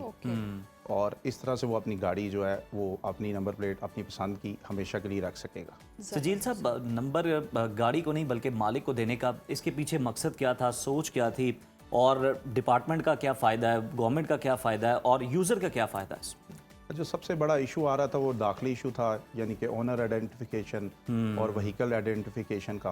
आपको पता है कि बहुत सारे केसेस में ये देखने में आया है कि गाड़ियाँ एक से दूसरे हाथ बिकती जाती हैं पर उन्हें लोग अपने नाम पे ट्रांसफ़र नहीं करवाते, ओपन लेटर पे ही गाड़ी चलाते जाते हैं, जिससे जो हमारी लॉ इन्फोर्समेंट एजेंसीज़ हैं, सिक्योरिटी एजेंसीज़ हैं, उनको व्हीकल ट्रेस करने में और जो ओनर है उसको ट्रेस करने में इशू आता था। तो मेजर इस चेंज का जो मकसद था वो यही था कि जो आइडेंटिफिकेशन है वो उसमें आसानी हो और आसानी से उस बंदे को ट्रैक किया जाए जिसके नाम गाड़ी है। यानी कि अब जो आपका आईडी कार्ड है उससे इजीली आप पता लगवा सकेंगे कि ये नंबर प्लेट इसके नाम रजिस्टर है और उस तरह से फिर वो ट्रैक कर सकें। जी बिल्कुल ऐसे ही। सही, ज़बरदस्त। अच्छा, ये जो नई या पुरानी गाड़ियाँ हैं, बहुत सारे लोग हैं यकीनन जिन्होंने बाय की हैं या जो परचेज़ कर रहे हैं उन्होंने ट्रांसफ़र ही नहीं किया कभी। तो इसके तरीके को कितना आसान बनाया गया है और क्या तरीका कार है जिसको इजीली हम इम्प्लीमेंट करके ट्रांसफ़र कर सकते हैं? जी पिछले कुछ अर्सा से एक्साइज एंड टैक्सेशन डिपार्टमेंट जो गाड़ियों की ट्रांसफ़र का अमल है उसके लिए एक बायोमेट्रिक निज़ाम का निफाज किया गया है। यानी कि जो गाड़ी बेचने वाला है जब वो गाड़ी बेचता है तो वो अपनी कंसेंट बायोमेट्रिक के थ्रू शो करता है कि मैं ये गाड़ी फलां बंदे को बेच रहा हूँ। सही। उससे ये होता है कि एक तो उसकी जो प्रॉपर्टी है जैसे मूवेबल प्रॉपर्टी कहते हैं वो सिक्योर हो जाती है कि पहले ये होता था कि लोग बगैर किसी को बताए ओनर्स की फाइल चोरी करके ले आए या आके वो गाड़ी ट्रांसफ़र करवा लेते थे और ओनर को पता भी नहीं चलता था। कुछ लोग ओवरसीज होते थे, बाहर बैठे होते थे और गाड़ी उनकी यहाँ ट्रांसफ़र हो जाती थी। जी। तो इस चीज़ को सिक्योर करने के लिए जो है बायोमेट्रिक का अमल जो है वो उसे मुतारिफ करवाया गया और उसके बाद ये जो अब गाड़ियों की ट्रांसफ़र का अमल है जैसे ही अब गाड़ी ट्रांसफ़र होती है तो जो परचेज़र है उसको जो नया नंबर अलॉट किया जाता है उसमें एक और चीज़ ऐड की गई है कि जो गाड़ी का नंबर है वो जो ऑनर है वो अपनी पसंद का भी ले सकता है। यानी कि एक यूज्ड गाड़ी को भी एक रजिस्टर्ड ऑलरेडी जो गाड़ी जिसको पहले से नंबर लगा है तो इसमें ये पॉसिबिलिटी नहीं होगी कि सेम भी हो सकता है उज़ैर को भी वही नंबर पसंद हो जो मुझे हो, तो वो नहीं, आप नंबर देखिए जो नंबर है न्यूमेरिक्स वो तो सेम हो सकते हैं पर अल्फ़ाबेट्स नहीं सेम हो सकते। सेम हो सकते हैं क्योंकि ये आइडेंटिफिकेशन के लिए उसको यूनिक किया गया है। एक गाड़ी को या एक बाइक को एक टाइम में एक ही नंबर लगेगा। अगर आपके पास एक से ज़्यादा गाड़ियां या बाइक्स हैं तो आपको ज़्यादा रजिस्ट्रेशन नंबर अलॉट किया ऐसे ही जैसे सोशल मीडिया पे यूज़र नेम होता है इसी टाइप का, और जैसे मैं अपने नाम के साथ भी नंबर प्लेट बनवा के जी नाम के साथ वाली नंबर प्लेट उसे वैनिटी नंबर प्लेट बोलते हैं जी। उसको भी मुतारिफ करवाया गया है कि आप एक प्रेस्क्राइब्ड फीस दे के अपना नाम की नंबर प्लेट लगवा सकते हैं जो कि हमेशा के लिए आपके नाम पे ही रहेगी। उसकी मिनिमम फीस क्या है? उसकी फीसों का थोड़ा सा मैं बता दूं कि उसमें जो एडवांस सीरीज की कैटेगरीज हैं गोल्ड कैटेगरीज उसमें 5 लाख और 7 लाख फीस है। ठीक है। और जो नाम वाला जिक्र कर रही हैं आप तो उसमें 30 लाख और 40 लाख और 50 लाख फीस उसमें तो गाड़ी आ जाएगी। चले ये तो नामुमकिन वाली बात लग रही है मुझे। एक सिचुएशन है सजील साहब, अगर मैंने बिलफर्ज किसी को बड़ी पुरानी अपनी गाड़ी बेच दी है और उसने वो गाड़ी अपने नाम नहीं करवाई है तो इस सिलसिले में भी कोई डेडलाइन आपने दी है कि वो लोग अपने नाम पे गाड़ी ट्रांसफ़र करवा लें और अगर नहीं करवाते तो क्या एक्शन होगा और वैसे क्या तरीक़ेकार होगा? जी देखें, अगर जो लोगों ने गाड़ियां बेच चुके हैं और अपने नाम जिन परचेजर ने अभी तक नहीं करवाई जी तो इसी लॉ में एक अमेंडमेंट की गई है जो सेलर है गाड़ी बेचने वाला वो अपने नंबर को डीएक्टिवेट करवा सकेगा, उसे ब्लॉक करवा सकेगा। जैसे ही वो नंबर ब्लॉक हो जाएगा किसी जगह पे ऑनलाइन या किसी जगह उसका डाटा शो नहीं होगा तो लॉ इन्फोर्समेंट एजेंसीज उसे फिल फॉर पकड़ लेंगी और उसके खिलाफ जो भी कानूनी कार्रवाई है वो करेंगे। तो आने वाले दिनों में ये अगर आप उसे ब्लॉक नहीं करवाते तो वो नंबर फिर 1 सितंबर के बाद आपके नाम पे ही तस्वुर होगा वो नंबर प्लेट? जी डेफिनेटली जो नंबर है 1 सितंबर के बाद वो आपके नाम ही रहेगा। तो आपके नाम अगर नंबर अवेलेबल है अभी मौजूद है तो आपने उसको फिल फॉर जो है ब्लॉक करवाना है, वरना आप टैक्स पे करते हैं। जबरदस्त। जी आपको मुश्किलात का सामना करना पड़ सकता है। मुश्किलात का सामना करना। अच्छा, ये जो फीचर है ये पूरे पंजाब तक है या कुछ बड़े बड़े शहरों तक महदूद किया गया है या हेल्पलाइन वगैरह गाइडलाइंस भी होंगी इसमें? जी बिल्कुल, ये जो ट्रांसफ़र का अमल है बड़ा ट्रांसपेरेंट है। हमने ऑनलाइन एक जो ऐप है मुतारफ़ कराई है ई पे पंजाब के नाम से, उसी के थ्रू ही गाड़ियों की जो ट्रांसफ़र है उसका अमल मुकम्मल होता है। तो जो बेचने वाला है और ख़रीदने वाला बड़ी आसानी से अपने मोबाइल फ़ोन से एंट्री करके गाड़ी या मोटरसाइकिल अपने नाम कर लेता है। और इसी में ही एक और हमने ऐप मुतारफ़ कराई है ई ऑक्शन के नाम से। ठीक।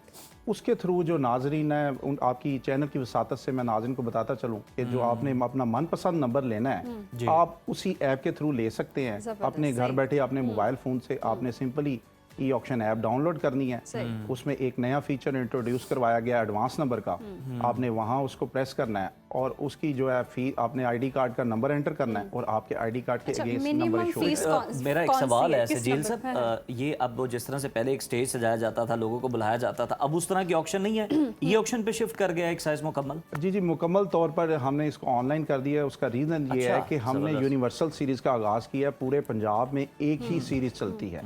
लेट्स सपोज लाहौर में एक नंबर चल रहा है और सीरीज़ का ABC 1 2 3, तो ABC 1 2 4 जो है वो मियाँ वाली में भी लग सकता है और इसी तरह रावलपिंडी में भी एक ही सीरीज़ पूरे पंजाब में जो है वो रन कर रही है। उसका मकसद ये है कि जो डिस्क्रिमिनेशन थी कि छोटे शहरों में लोगों की रजिस्ट्रेशन नहीं होती थी क्योंकि लाहौर का एक मिथ बन गई थी कि लाहौर का नंबर है तो उस गाड़ी की प्राइस कुछ ज़्यादा होती है। तो एक तो वो डिस्क्रिमिनेशन ख़त्म हो गई है। उन लोगों को भी वही नंबर अलॉट किया जा रहा है जो लाहौर में रहने वाले सही। बंदे को है। सही। तो और दूसरा जो है इसमें ट्रांसपेरेंसी भी आ गई है जबरदस्त। कि आप घर बैठे हुए अपने मोबाइल से जहाँ मर्जी से नंबर अपना प्लेट मनपसंद नंबर अच्छा ले सकते सजील साहब, जैसे कि मेरी गाड़ी को भी नंबर प्लेट लगा हुआ है, मैं एडवांस नंबर कुछ लेना चाहती हूँ, वो मैंने ले लिया, तो फिर जो पिछला नंबर है उसका क्या होगा, और जो मैंने नया लिया वो मैं लगा सकूंगी?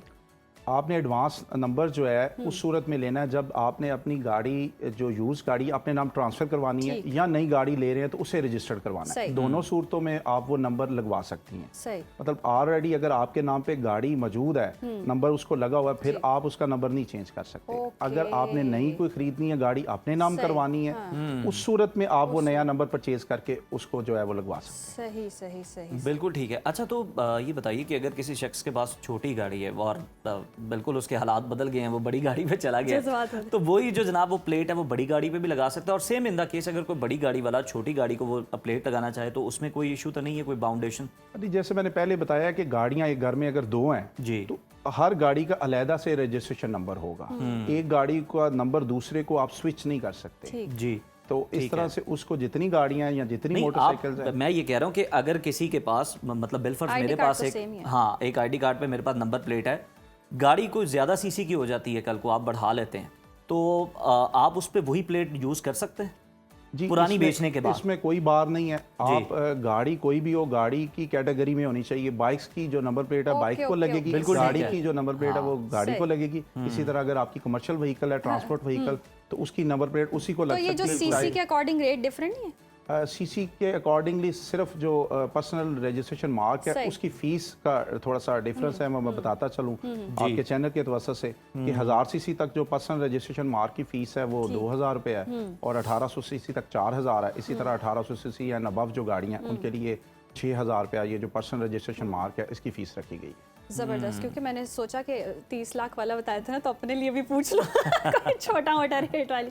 अच्छा, ये जो ट्रांसफर नहीं जिन्होंने अभी तक गाड़ियां अपने नाम की हैं, उनके लिए आगे क्या सख्ती होने वाली? तो क्रैकडाउन होने वाला बड़े पैमाने पे पंजाब में? जी डेफिनेटली उसका डाटा कलेक्ट किया जा रहा है, और अन करीब आप देखेंगे जिन लोगों ने अपने नाम गाड़ियां नहीं कराई, कि जिनके खिलाफ ऑलरेडी कंप्लेंट्स आ चुकी हैं, जिनकी हम गाड़ियां ब्लॉक कर चुके हैं, तो उनकी गाड़ी को फिलफॉल पकड़ा जाएगा, उसे सीज किया जाएगा, अकॉर्डिंग टू लॉ उनके खिलाफ कार्रवाई की जाएगी। लें जी, तैयार हो जाएं, फिर नाके लगने वाले हैं। बहुत शुक्रिया सजील खान साहब आपके वक्त का। तो बड़ा अच्छा एग्ज़ाम है महकमा एक्साइज की जानिब से, और अच्छी बात ये इसमें एक और कि जनाब सारा निज़ाम ही जो है डिजिटल वो हो डिजिटल गया, कर दिया गया है। यानी अब आपको दफातर के चक्कर लगाने की ज़रूरत नहीं है, आपके वक्त और पैसे दोनों का जो ज़िया है वो और नहीं अपने अब मनपसंद भी आप नंबर प्लेट ले सकते हैं, लेकिन अगर आपकी इस्तिताअत के मुताबिक वो चीज़ हो सकती है तो यस, आप अपने नेम प्लेट के साथ भी लगवा सकते हैं। हमारे लिए तो वो 2000 वाला ही है।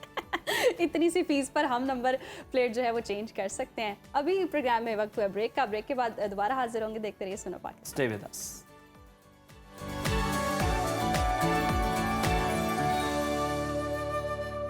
नाज़रीन, प्रोग्राम में आगे बढ़ेंगे और बात करेंगे महंगाई की, और महंगाई ने जी आम आदमी का जीना मुश्किल कर दिया है। बात करें अगर सब्जियों और फलों की कीमतों की, तो वो तो आसमान से बातें करी हैं। मुल्क के मुख्तलिफ शहरों में हम देख रहे हैं टमाटर तो भाई पहुंच से ही दूर है, मुर्गे के गोश्त से भी ज़्यादा महंगा हो गया है, और अब तो टमाटर शायद डाल ही नहीं सकते, कोई ऑल्टरनेट वे ढूंढते हैं सालन में, दही जैसे वगैरह यूज़ दही किया वगैरह, जाता था। और हो सकता है दही भी बहुत महंगा तो टमाटर बहुत ज़्यादा महंगा हो गया है, 700 रुपये फ़ी किलो फ़रोख्त होने, मतलब 700, और हुकूमत की जानिब से टमाटर की कीमत जो है 322 रुपये फ़ी किलो मुकर्रर की गई थी। हुकूमत ने दो बड़े अच्छे काम किए हैं जी। इस ज़मन में। उन्होंने कहा कि टमाटर की कीमत इतनी है, मुकर्रर कर दिया है, ढूंढने आपने खुद ढूंढने आपने इस खुद। कीमत पे। और इसके साथ साथ हम देख रहे हैं कि जो गिरा फरोश हैं वो मनमानियाँ कर रहे हैं, अपनी मनमानी कीमत वसूल कर रहे हैं। तो टमाटर की कीमतों में 100 गुना इजाफा, मेरी तो बोलते हुए भी मुझे टेंशन हो रही है, कितना महंगा है। तो टमाटर तो महंगा है ही, लेकिन अगर आप देखें तो उसके अलावा प्याज, लहसुन, आलू और दीगर सब्जियां भी बहुत महंगे दामों में बिक रही हैं। भिंडी, गोभी, बैंगन, कद्दू और तोरी की कीमतों में भी 10 से 20 रुपए फ़ी किलो तक का इजाफा हुआ है। और दूसरी जानिब फल भी आवाम को अब तो आंखें दिखाने लगे हैं। अनार और अंगूर 500 रुपए फ़ी किलो पहुंच गए हैं, जबकि सेब और अमरूद भी आवाम की दस्तरस से बाहर हो गए। और बाज़ारों में हम देख रहे हैं कि कोई पूछने वाला ही नहीं है, इंतज़ामिया भी गायब नज़र आ रही है, दुकानदारों ने सरकारी नर्ख जो हैं वो हवा में उड़ा दिए हैं और महंगाई का जो बाज़ार गर्म है, कोई पूछ भी नहीं रहा इस हवाले से। जो चाहे जितना चाहे फल और सब्जियों की जो है वो कीमतें वसूल कर रहा है। अवाम मजबूर भी हैं, मुश्किलात में भी हैं और महंगाई भी हम देख रहे हैं कि जितना इजाफा हो चुका है, घरों के चूल्हे ठंडे हो गए हैं। लाहौर में क्या सूरत हाल है, फैसल खान से जानते हैं। फैसल बताइएगा, जिस तरह से हम देख रहे हैं सब्जियों और फलों की कीमतें आसमान से बातें कर रही हैं, शहरी क्या रोना रो रहे हैं। ऑब्वियसली ये तो खबर देते हुए हम भी परेशान हैं कि अब हमने जाके अगर टमाटर खरीद मतलब घूमते रहें, तो ये क्या सूरत हाल बनी हुई है इस वक्त? तो इसमें यह है कि सब्जियां जितनी भी हैं, सार्फिन का ये गिला है कि सब्जियां बहुत महंगी हैं। सिर्फ दो सब्जियां ऐसी हैं जो आवाम जो है खरीद सकती है मार्केट में जाके, वो प्याज और आलू है। प्याज की सरकारी कीमत 85 रुपये फ़ी किलो है, जबकि आलू की जो है वो 88 रुपये फ़ी किलो है। मार्केट में 100 रुपये 110 रुपये तक ये दस्तियाब हैं। इसके अलावा टमाटर की, जैसे आपने ऑलरेडी बात कर दी हुई है, टमाटर जो है वो एक पहली बात हुई कि परचून मार्केट में टमाटर अवेलेबल ही नहीं, क्योंकि परचून फरोश कहते हैं कि हम टमाटर लेके नहीं आ रहे। उसकी वजह ये कि जो मंडी में है ना, मंडी में टमाटर 400 रुपये फ़ी किलो उनको मिल रहा है। जब वो यहाँ पे लेके आते हैं तो सारिफीन ज़ाहिर है फिर टमाटर से जो है वो किनारा कशी इख्तियार करते जा रहे हैं। वो कह रहे हैं टमाटर ना ही खरीदें, खरीदना भी है वो खरीदता है, कोई पाव खरीद लेता है, ज़रूरत है, मजबूरी है, खाने में डलना है, टमाटर बुनियादी चीज़ है हर जो है वो हंडिया की। तो इसलिए टमाटर जो है एक तो खरीद नहीं रहे लोग, जो परचून फरोश है वो लेके नहीं आ रहे मंडी से। जो मिल रहे हैं टमाटर परचून मार्केट में 600, 650, 700 रुपये फ़ी किलो बिक रहे हैं। फैसल, ये तो आपने हमें बता दिया कि तरसील का क्या निज़ाम है टमाटर की, लेकिन अगर हम देखें तो इस वक्त सब्जियों का चिलगोज़ा लग रहा है मुझे तो टमाटर जो है ना, और शहरी उसकी कीमत सुन के लाल हो रहे हैं। आपको चिलगोज़ा लग रहा है, मुझे गोल्ड लग रहा है। मुझे लग रहा है कल को टमाटर की ज्वेलरी भी आनी है, कोई कंगन भी आता है जो टमाटर लेके। इसकी कीमत की वजूहात क्या है, इंतज़ामिया क्या कर रही है? क्योंकि जिस तरह से आप भी बता रहे हैं कि अगर इंतज़ामिया गायब है तो जनाब लोग भी कीमतें सुनकर गायब ही हो रहे हैं, खरीद नहीं रहे इसको। सही सही। अच्छा उज़ैर, इसमें ऐसे है कि टमाटर जो हमारी लोकल प्रोडक्शन है टमाटर की बहुत कम है, जो खपत है बहुत ज़्यादा है, रिक्वायरमेंट बहुत ज़्यादा है। पंजाब के बाहर से आते हैं टमाटर यहाँ पर ज़्यादातर दीगर सूबों से। तो अब हाल ही आपको पता है सैलाब की वजह से कंडीशंस काफ़ी ख़राब रहीं, बहुत सारी फसलें ख़राब हुई, टमाटर की फसल भी इफेक्ट हुई इसकी वजह से। उसके साथ साथ जो रास्ते थे, रास्तों में भी जो है वो काफ़ी सड़कें ख़राब हुई, डिस्ट्रक्शन बहुत ज़्यादा रही है। ये एक बहुत बड़ी वजह बनी जिसकी वजह से टमाटर की कीमतें बहुत बढ़ी हैं। फिर हम लोगों ने टमाटर इंपोर्ट भी किया, ईरान से हम लोगों ने टमाटर मंगाया, वो टमाटर जो है वो रास्ते में ख़राब हो गया, डिसरप्शन हो गई, उसकी वजह से बहुत नुकसान हो गया। तो टमाटर ज़्यादा सेंसिटिव चीज़ है, इसकी जो है इतनी लाइफ नहीं होती है। अगर आप रखते हैं टमाटर एक दिन में, नेक्स्ट डे तक वो ख़राब हो जाता है। तो ये बहुत बड़ी वजह ये बनी। तो मेनली जो इंतज़ामिया है, ज़र इंतज़ामिया, उसका रोल इतना ज़्यादा इफेक्टिव नज़र आ नहीं रहा, क्योंकि मार्केट्स में जाकर पहली बात उनको पहले बताया कि टमाटर मार्केट में अवेलेबल है नहीं, लेकिन जहाँ पे अवेलेबल है वहाँ पे इंतज़ामिया की रेट नहीं है, वाकई चेकिंग प्रॉपर्ली नहीं कर पा रहे हैं, नजर नहीं आ रही है। फैसल, आवाम पीछे से, हमारे टीम भी यही कह रही है, वो कह रही है कि जी हम टमाटर खरीद के ही नहीं लाए, हम चिकन ले आए हैं, चिकन ज्यादा सस्ता था और उस चिकन में वैसे टमाटर फिर बातें भी सुननी पड़ी, बातें आने लगा था बातें भी मैं इसी बात पे आने लगा था। अवाम कह रहे हैं, हम बहुत सारे जो परचून फरोशन का कहना है कि लोग सब्जी खरीदने के आते हैं और चिकन खरीद के ले जाते हैं। तो ये एक बड़ा फनी सा लेकिन उस चिकन में भी टमाटर डलता है वैसे। लोग कह रहे हैं कि ट्रू, बिल्कुल ऐसी है। लोग कहते हैं चिकन में टमाटर डलता है, हम ऐसा करते हैं दही डाल लेते हैं। तो वो दही दूध वालों की एक नई मौज लग गई है, वो कहते हैं हमारी अच्छी बिक्री हो रही है, टमाटर की कीमत बढ़ती रहे और भी अच्छी बात है, हमारी दही तो बिक्री इस हिसाब से। तो जो है इस तरह का मामला भी चल रहा है साथ में। ओवरऑल काफ़ी कंडीशंस जो है वो हालात ख़राब चल रहे हैं। आप हम टमाटर की बात करें, जो सब्जियां हैं, मौसमी सब्जियां, वो भी बहुत महंगी हो गई हैं। देसी टिंडे सरकारी कीमत 220 रुपये फ़ी किलो है, मार्केट में 400 रुपये फ़ी किलो बिक रहे हैं। इस तरह भिंडी, अरवी, सरकारी कीमत भिंडी की 170 रुपये फ़ी किलो है, मार्केट में 220-230 रुपये बिक रही है। अरवी है 95 रुपीज़ पर केजी सरकारी कीमत है, मार्केट में बिक्री 200 रुपये फ़ी किलो। तो तमाम सब्जियां अक्रॉस द बोर्ड सारी की सारी बहुत महंगी हो गई हैं। और जो फलें हैं, आवाम जो है वो ये फल भी आप फलियों का रेट तो नहीं पूछना चाह रही थी मेरा? जो सब्जियां और फल है वो आसमान से बातें कर रहे हैं इस वक्त, कीमतें आसमान से बातें कर रही हैं। फैसल, बहुत शुक्रिया आपका। और किस्मत का हाल है, वो एक हफ्ते तक फ्रीज नहीं हो सकता जनाब, वो हर हफ्ते बदलना है। और हम आपको जनाब, आपको पता है मंडे जब शुरू होता है तो हम आपको बताते हैं कि आपका जनाब हफ्ता कैसा रहने वाला है। टैरो कार्ड्स जो हैं वो क्या बताते हैं, उनकी एनर्जी क्या बताती है कि ये हफ्ता आपके लिए खुशकिस्मती का बायस है या कुछ परेशानियां भी लेकर आ सकता है। तो जनाब दाऊद अहमद दाऊद साहब हमारे साथ मौजूद हैं। दाऊद साहब, पहले तो आपको खुश आमदीद कहेंगे। यकीनन आप भी जो सब्जियों की कीमतें बढ़ी हैं उनसे मुतासिर हुए होंगे। ये जरा पहले कार्ड से ये ना देख लेंगे कीमतें कब कम हों, खास तौर पे टमाटर की, क्योंकि लोगों का बड़ा सवाल है। परेशानी तो टमाटरों ने दे दी, अब आगे क्या सूरत है, पूरा हफ्ता क्या हाल रहेगा?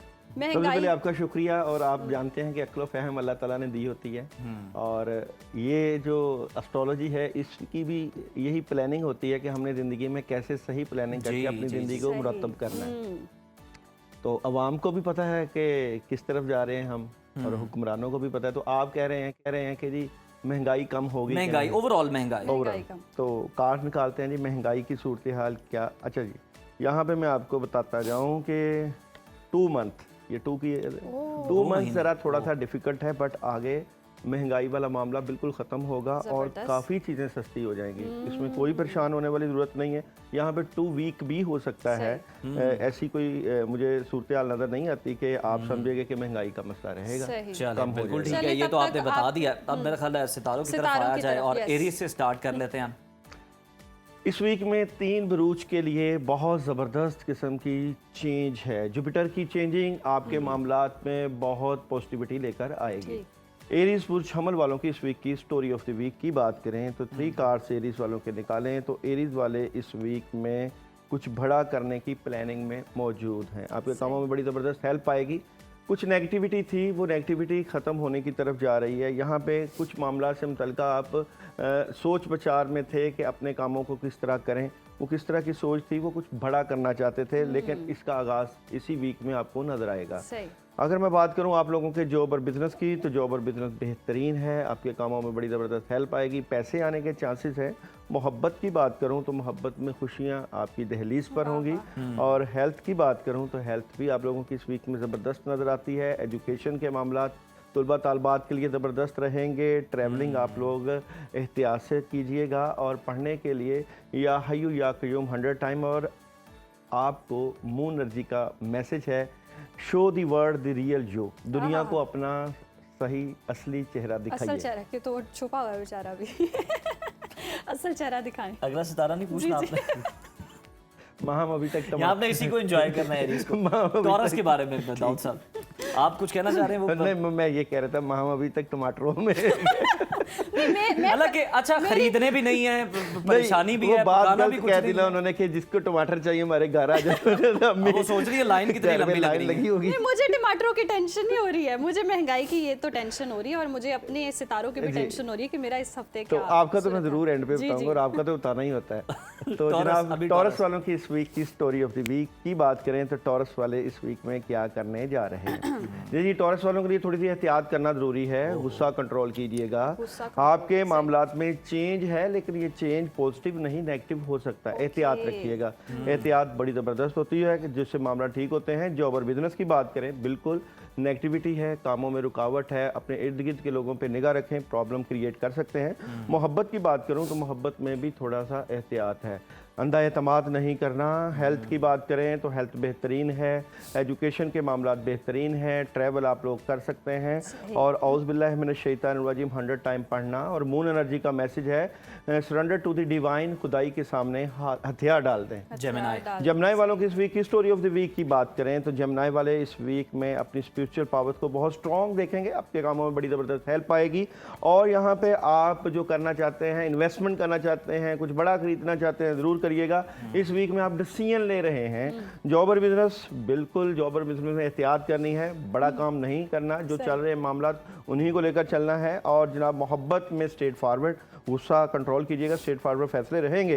हेल्थ की बात करें तो हेल्थ ज़बरदस्त है। एजुकेशन के मामलात में तलबा तालबात के लिए डिस्टर्बेंस रहेगी। और जनाब ट्रैवलिंग आप लोग ना कीजिएगा, एहतियात कीजिएगा। और यहाँ पे सलामन कॉलन में रब्बे रहीम का विर्द और मून एनर्जी का मैसेज है, आ न्यू स्टार्ट इज़ कमिंग, किसी ना किसी चीज़ों का जबरदस्त। आगाज़ हो कैंसर। जाएगा। कैंसेरियन वालों के लिए इस वीक में स्टोरी ऑफ द वीक की बात करें तो कैंसर वाले इस वीक में क्या करने जा रहे हैं। कैंसर वालों का ये वीक बहुत ज़बरदस्त है। आपकी इज्जत वकार और मोहब्बत में इजाफा, बहुत सी चीज़ों में अपॉर्चुनिटीज़ मिलेंगी। किंग ऑफ सॉर्ड्स, आप अपने मामला से मुतल्लिक़ अब बहुत सीरियस होकर सोचेंगे और फिर आपको कामयाबी भी मिलेगी, लोग आपसे प्यार करेंगे और मोहब्बत का इजहार। जॉब और बिजनेस की बात करें तो बैलेंस कर रहे हैं। किस चीज़ का बैलेंस है जनाब? यहाँ आपको काम बढ़ता हुआ नज़र आ रहा है, उसको सही सिमत पर लेके जाने की सही कोशिश भी नज़र आती है। और जनाब मोहब्बत की बात करें तो मोहब्बत में किंग ऑफ कप, बहुत ज़बरदस्त तोहफे तहाइफ और कामयाबी है आप लोगों के लिए। हेल्थ की बात करें तो हेल्थ वॉक कर रहे हैं, ज़बरदस्त सेहत के मामलात हैं। एजुकेशन की बात करें तलबा तलबात की तो तलबा तलबात की कम्युनिकेशन स्ट्रॉन्ग है। इंटरनेट की दुनिया में जाएं और अपने सिलेबस और सब्जेक्ट को ज़रूर देखें। ट्रैवल कर रहे हैं और जनाब पढ़ने के लिए ला हौला वला कुव्वता इल्ला बिल्लाह 100 टाइम। और यहाँ पे आप लोगों के लिए मून एनर्जी का मैसेज है, आ टाइम फॉर हीलिंग, ये वक्त है शिफा का। लियो वालों की इस वीक की स्टोरी ऑफ द वीक की बात करते जाएं तो लियो वाले इस वीक में क्या करने जा रहे हैं। देखें जी, ओवर थिंकिंग से ज़रूर बचना चाहिए। आपको कामों में लगे रहना चाहिए। यहाँ पे कुछ पुराने काम होने के चांसेस नज़र आते हैं जो कि रुके हुए थे, लेकिन आपकी रात की एनर्जी कम और दिन बहुत पॉजिटिव एनर्जी है। यहाँ पे आपने अपनी बातों को अपने तक रखना है। रूहानियत से मुतल्लिक़ प्रॉब्लम क्रिएट हो सकती है, लोग आपके दुश्मन हो सकते हैं, इसलिए बातों को अपने तक रखें। जॉब और बिजनेस एहतियात करिएगा, लोगों के साथ बातचीत करने में, अपने प्लान बताने में एहतियात करिएगा। और मोहब्बत में थोड़ी सी मायूसी है, नेगेटिविटी है, हेल्थ के मामला डिस्टर्ब हैं और एजुकेशन बेहतरीन है। ट्रैवल आप लोग कर सकते हैं और यहाँ पे आउज़ बिल्लाहि मिनश शैतानिर रजीम 100 टाइम पढ़ना। और मून एनर्जी मैसेज दे रही है, एक मुश्किल वक्त का इख्तिताम करीब है। विर्गो वालों की इस वीक की स्टोरी ऑफ द वीक क्या होने जा रही है जी। विर्गो वाले ये वीक बहुत ज़बरदस्त गुजार रहे हैं। यहाँ पे आपकी खुशियाँ हैं, कामयाबियाँ हैं, अपॉर्चुनिटीज़ है, फैमिली को वक्त देना है और थर्ड पार्टी सिचुएशन है और जो आप चाहते हैं इस वीक में कर सकते हैं। जॉब और बिजनेस ये सब का कामयाबी है, बड़ा काम शुरू कर सकते हैं। मोहब्बत में कंप्रोमाइज़ भी है और शेयरिंग भी है, बातचीत ज़बरदस्त रहेगी। हेल्थ बेहतरीन है। एजुकेशन में थोड़ी सी प्रॉब्लम हो सकती है, ट्रैवल कर सकते हैं। और यहाँ पे पढ़ने के लिए सूरह फलक 11 मरतबा, लेकिन एनर्जी बहुत स्ट्रॉन्ग है। मून एनर्जी का मैसेज है, अपना विजन ठीक रखें, अपना ध्यान ठीक करें। लिब्रा वालों की इस वीक की स्टोरी ऑफ द वीक क्या होने जा रही है तो जनाब लिब्रा वालों के लिए भी ये वीक बहुत ज़बरदस्त है। अपॉर्चुनिटीज़ लेकर आ रहा है, आपके कामों में पॉजिटिविटी नज़र आएगी। और यहाँ पे दी सन भी मौजूद है, तो इसका मतलब है कि आप कुछ बड़ा करने की तरफ फोकस कर बैठे हैं, लेकिन अपनी बातों को अपने तक दबाए भी बैठे हुए हैं। इसका फ़ायदा आपको ज़रूर होगा, खासकर आपके रिलेशन और फैमिली से मुतल्लिक़ बातें ज़रूर उसके ऊपर डिस्कशन चलेगी। जॉब और बिजनेस कोई नया काम आ रहा है, उसके ऊपर आप सोच रहे हैं। और जनाब यहाँ पे बात करें आप लोगों की मोहब्बत से मुतल्लिक़ तो किसी चीज़ से मुतल्लिक़ डिसहार्ट नज़र आते हैं, इसको आप थोड़ा सा बेहतर करें। हेल्थ सही नहीं है, सेहत का ख्याल रखिएगा। ट्रैवल आप लोग कर सकते हैं और एजुकेशन के मामलात में अच्छी हेल्प है। और पढ़ने के लिए आप लोग या रहमानु या रहीम 100 टाइम। और मून एनर्जी का मैसेज है जनाब, वॉक थ्रू योर फेयर्स, अपने खौफ को ख़त्म करें। स्कॉर्पियो वालों की इस वीक की स्टोरी ऑफ द वीक क्या होने जा रही है तो स्कॉर्पियो वालों के लिए ये वीक आगाज़ तो बहुत अच्छा है, कामों में बड़ी ज़बरदस्त हेल्प आएगी, पैसे भी आएंगे, हालात में बेहतरी भी रहेगी। यहाँ पे 2-3 काम आपके माइंड में चाह रहे हैं जिनको करने की प्लानिंग है, लेकिन नेगेटिविटी और सोचों में चले जाना और प्लानिंग को पूरा ना करना, ये एक प्रॉब्लम रहेगी आपके लिए। जॉब और बिजनेस में कोई बड़ी अच्छी खबर मिल रही है आप लोगों को। मोहब्बत में बहुत ज़बरदस्त एनर्जी है, कामयाबी है। हेल्थ की बात करें, एक्स्ट्रा सोचें आपकी सेहत को ख़राब कर सकती हैं। डिप्रेशन ना लें, लोगों से बहस ना करें। ट्रैवल आप अभी थोड़ा सा एहतियात करें। एजुकेशन के मामला ज़बरदस्त है और पढ़ने के लिए बिस्मिल्लाहिर्रहमानिर्रहीम 100 टाइम है। और यहाँ पे मून एनर्जी का मैसेज है, एक ज़ाती मसला हल तक पहुँच रहा है। सजिटेरियस क्योंकि जुपिटर की एनर्जी मैंने आपको पहले भी कहा था, सजिटेरियस वाले जुपिटर से मुतल्लिका एनर्जी लेकर आते हैं। चेंज है सजिटेरियस वालों के लिए इस वीक में। चेंज किस तरह का है जी, अगर आपकी बात करें तो इस वीक में आपकी ख्वाहिशें पूरी होंगी। ये ख्वाहिशें पूरे होने के कार्ड नज़र आता है, जो आप चाहते हैं वो ज़रूर आप हासिल कर सकते हैं। यहाँ पे द मैजिशियन की एनर्जी, आपकी विजन बहुत स्ट्रॉन्ग, कामों में हेल्प और बेहतर पोजीशन। लेकिन हासदीन से ज़रूर बच के रहिएगा क्योंकि हासदीन आपके मामला ख़राब कर सकते हैं। जॉब और बिजनेस बिल्कुल जी स्ट्रेट फॉरवर्ड, पैसे आ रहे हैं, कामों में तवज्जो बहुत ज़बरदस्त है। मोहब्बत की बात करें तो मोहब्बत में डबल माइंडेड हैं। किस बात से डबल माइंडेड है? या जो बेहतर मामला की प्लानिंग की कोशिश है। और हेल्थ ज़बरदस्त है, एजुकेशन बेहतरीन है, ट्रैवल कर सकते हैं और पढ़ने के लिए या रहीमो या करीम 100 टाइम। और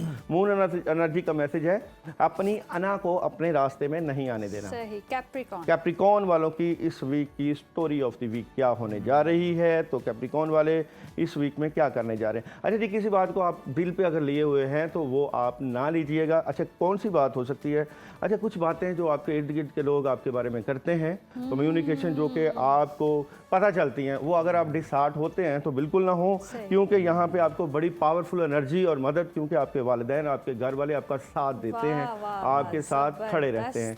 जॉब और बिजनेस की बात करूँ, जॉब और बिजनेस में कुछ नई चीज़ें आ रही हैं, कुछ बड़ा करना चाह रहे हैं, अपना विजन बहुत बढ़ा रहे हैं। मोहब्बत की बात करूँ तो मोहब्बत में अपने घर वालों के फैसलों को फोकस रखिएगा, उन्हीं के फैसलों से आपकी मोहब्बत परवान चढ़ेगी।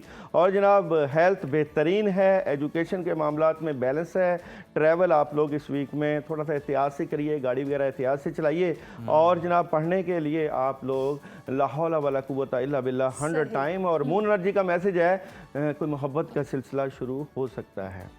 एक्वेरियस वालों की इस वीक की story of the week. Aquarius वाले इस वीक में क्या करने जा रहे हैं जनाब? एक्वेरियस वाले इस वीक में बहुत ज़बरदस्त एनर्जी के मालिक नज़र आते हैं, कामों में हेल्प है। और यहाँ पे आप कुछ चेंज देखेंगे, ये चेंज अचानक आएगा एंड ऑफ द वीक में। क्या ये चेंज पॉजिटिव है? तो बिल्कुल ये चेंज पॉजिटिव है, आपके कामों से मुतल्लिक़ एक पावरफुल एनर्जी है। जॉब और बिजनेस हैरान कुन तब्दीली है, पॉजिटिविटी है। जो लोग मीडिया, सोशल मीडिया वगैरह से ताल्लुक़ रखते हैं, उनको एक चेंज नजर आएगा अपने कामों में। लव, एहतियात कीजिएगा, मोहब्बत में सेहत डिस्टर्ब, रूहानी सेहत डिस्टर्ब हो सकती है। एजुकेशन में भी एहतियात, ट्रैवल आप लोग एहतियात से करें। और पढ़ने के लिए आप लोगों को इस वीक में औज़ुबिल्लाहि मिनश शैतानिर्रजीम ला हौला वला कुव्वता इल्ला बिल्लाह 100 टाइम रोज़ाना। और मैसेज है nothing will come of this situation, यानी कि जो सूरत हाल है उसमें कुछ। पाइसिस वालों की इस वीक की स्टोरी ऑफ द वीक क्या होने जा रही है जनाब? पाइसिस वालों का ये वीक बहुत ज़बरदस्त है, आपके काम बहुत बेहतरीन नज़र आते हैं। यहाँ पे आपके तमाम मामलात में पॉजिटिविटी है, बट आप अपनी फजूल खर्ची वगैरह से बचें, अखराजात को कंट्रोल करें। जॉब और बिजनेस कामयाबी है जी, पैसे आएंगे, खुशियाँ होंगी। आप जहाँ कहीं भी काम कर रहे हैं वहाँ आपको दिली सुकून महसूस होगा। मोहब्बत में कामयाबी है, हेल्थ बेहतरीन है और एजुकेशन में कामयाबी मिलेगी। ट्रैवल आप कर रहे हैं और पढ़ने के लिए या जल जलाल वाली किराम। और मैसेज मून एनर्जी का जना यू आर गुड इनफ, आप अपने लिए काफ़ी हैं। ज़बरदस्त। तो ये था सितारों का हाल। और हम अपना पूछेंगे ब्रेक में, क्योंकि हमें भी ब्रेक में जाना, टाइम की किल्लत है। तो स्टे विद अस।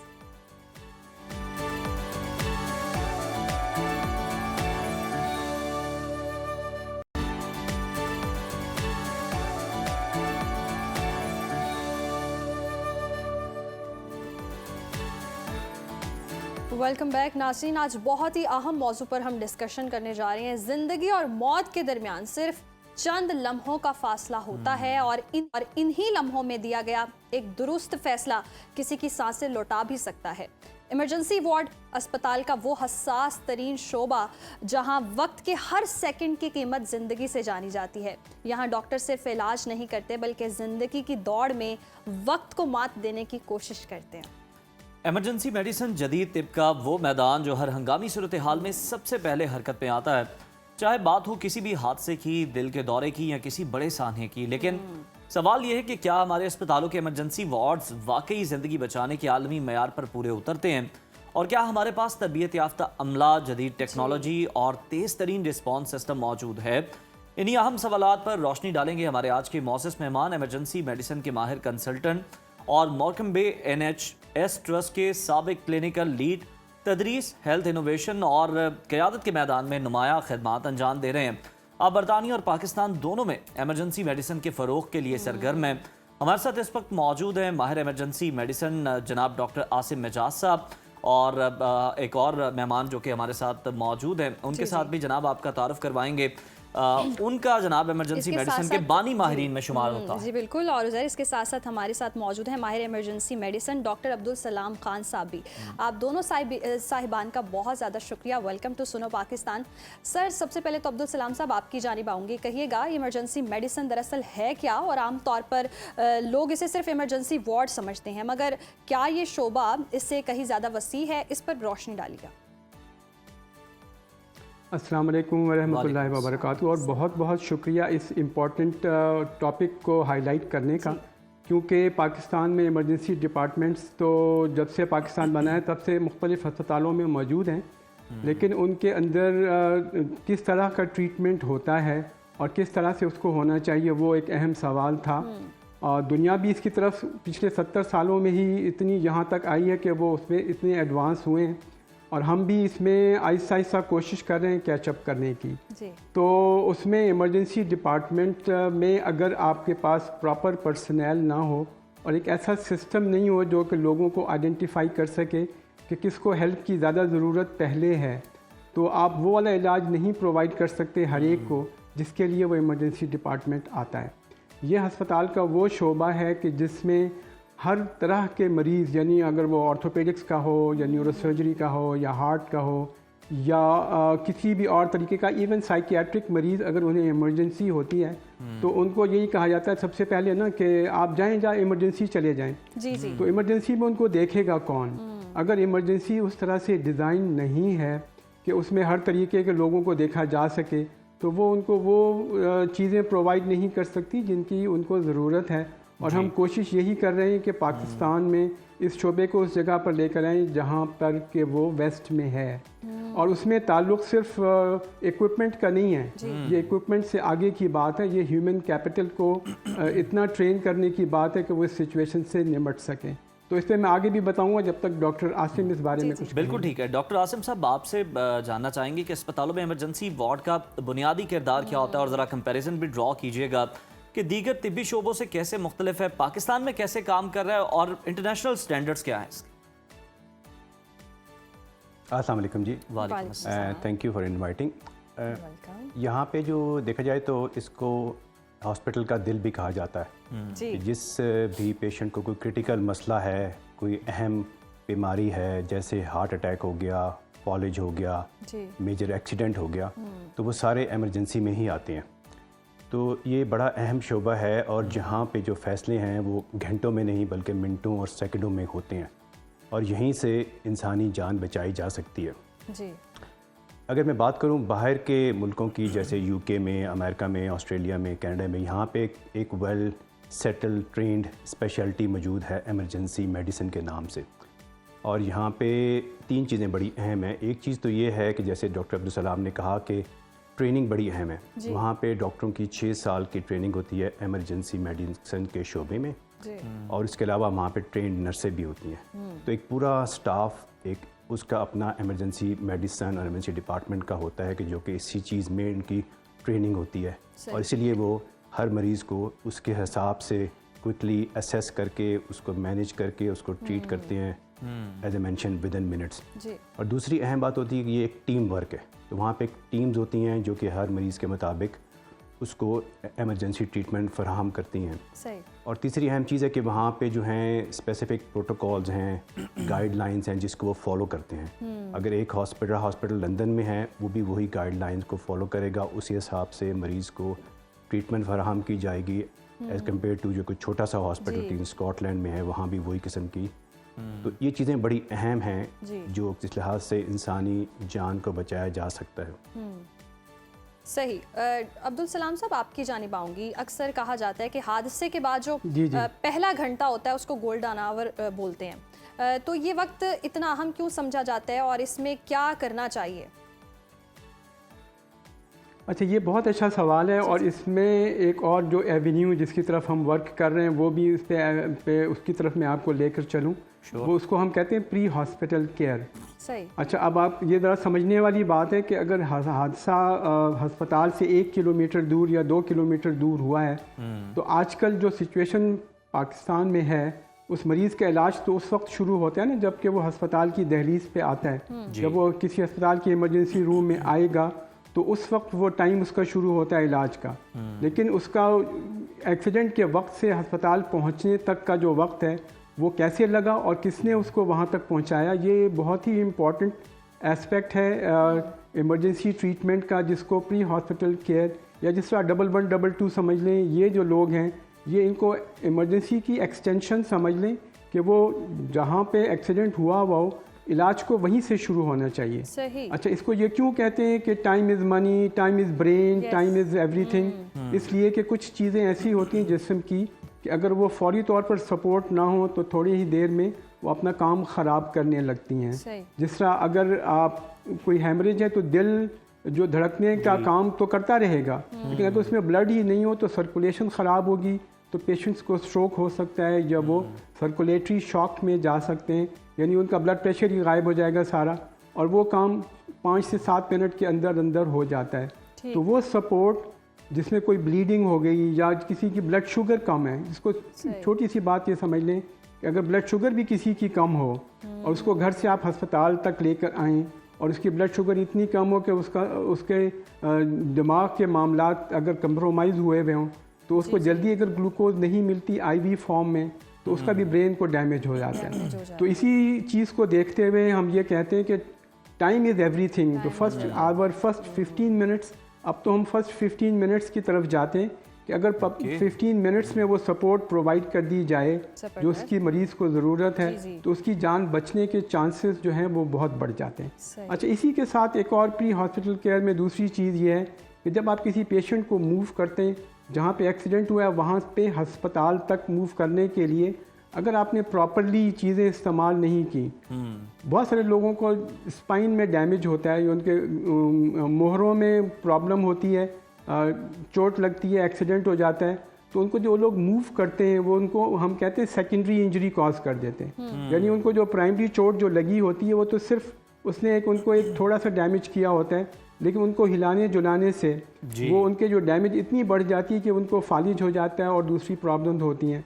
तो जिस तरह अगर आप सड़क के किनारे किसी को अगर देखें किसी का एक्सीडेंट हुआ है तो कोशिश करें कि उसको उसकी हिम्मत तो बंधाएं, लेकिन इसको मूव ना करें जब तक कि एक्सपर्ट्स यानी 112 122 के लोग आके उसको बाकायदा कॉलर लगाते हैं। कॉलर लगाने के बाद उनको वो बहुत ही केयरफुली मूव करते हैं।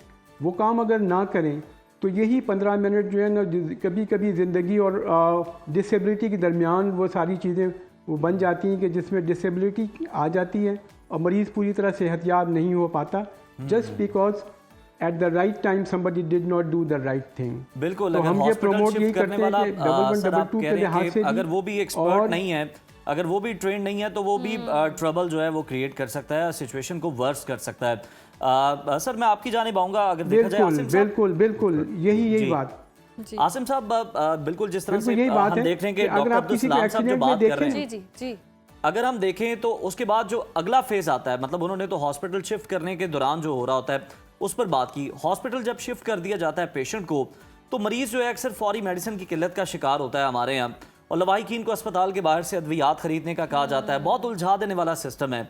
कई बार इमरजेंसी वार्ड में डॉक्टर और अमले का जो सलूक है वो भी बड़ा नारवा होता है, तकलीफ दे होता है। इसको किस तरह से बेहतर किया जा सकता है? जो वहाँ पर हेल्थ प्रोफेशनल्स हैं उनकी ट्रेनिंग कैसे की जा सके कि वो जो मरीज के साथ है अपना रवैया बेहतर रखें?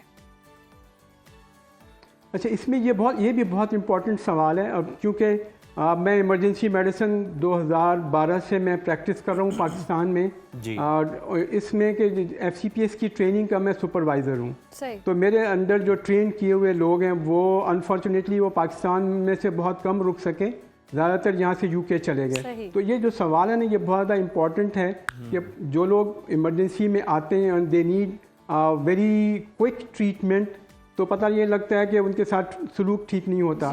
तो हमने ये देखा है कि उसमें अगर आपने 2-3 चीज़ों पे तवज्जो ना दी, यानी सबसे पहला ट्रियाजिंग सिस्टम है।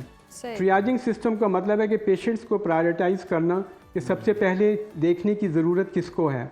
अगर जिसको देखने की पहले ज़रूरत है उसको आपने डिले किया तो वो पर्सन है कि जिसका आउटकम ख़राब होगा। उसकी अगर शॉक में है तो शॉक को ट्रीट नहीं कर सकेंगे। अच्छा, उसके बाद फिर दूसरी चीज़ आती है कि जो डॉक्टर उसको सबसे पहले देखेगा या जो नर्स उसको सबसे पहले देखेगी वो ट्रेन है या नहीं ट्रेन है। यहाँ पे मैं बात ये करूँगा कि अगर आप कितना भी इक्विपमेंट ले आएँ, equipment will not solve your problem unless you have a trend personal.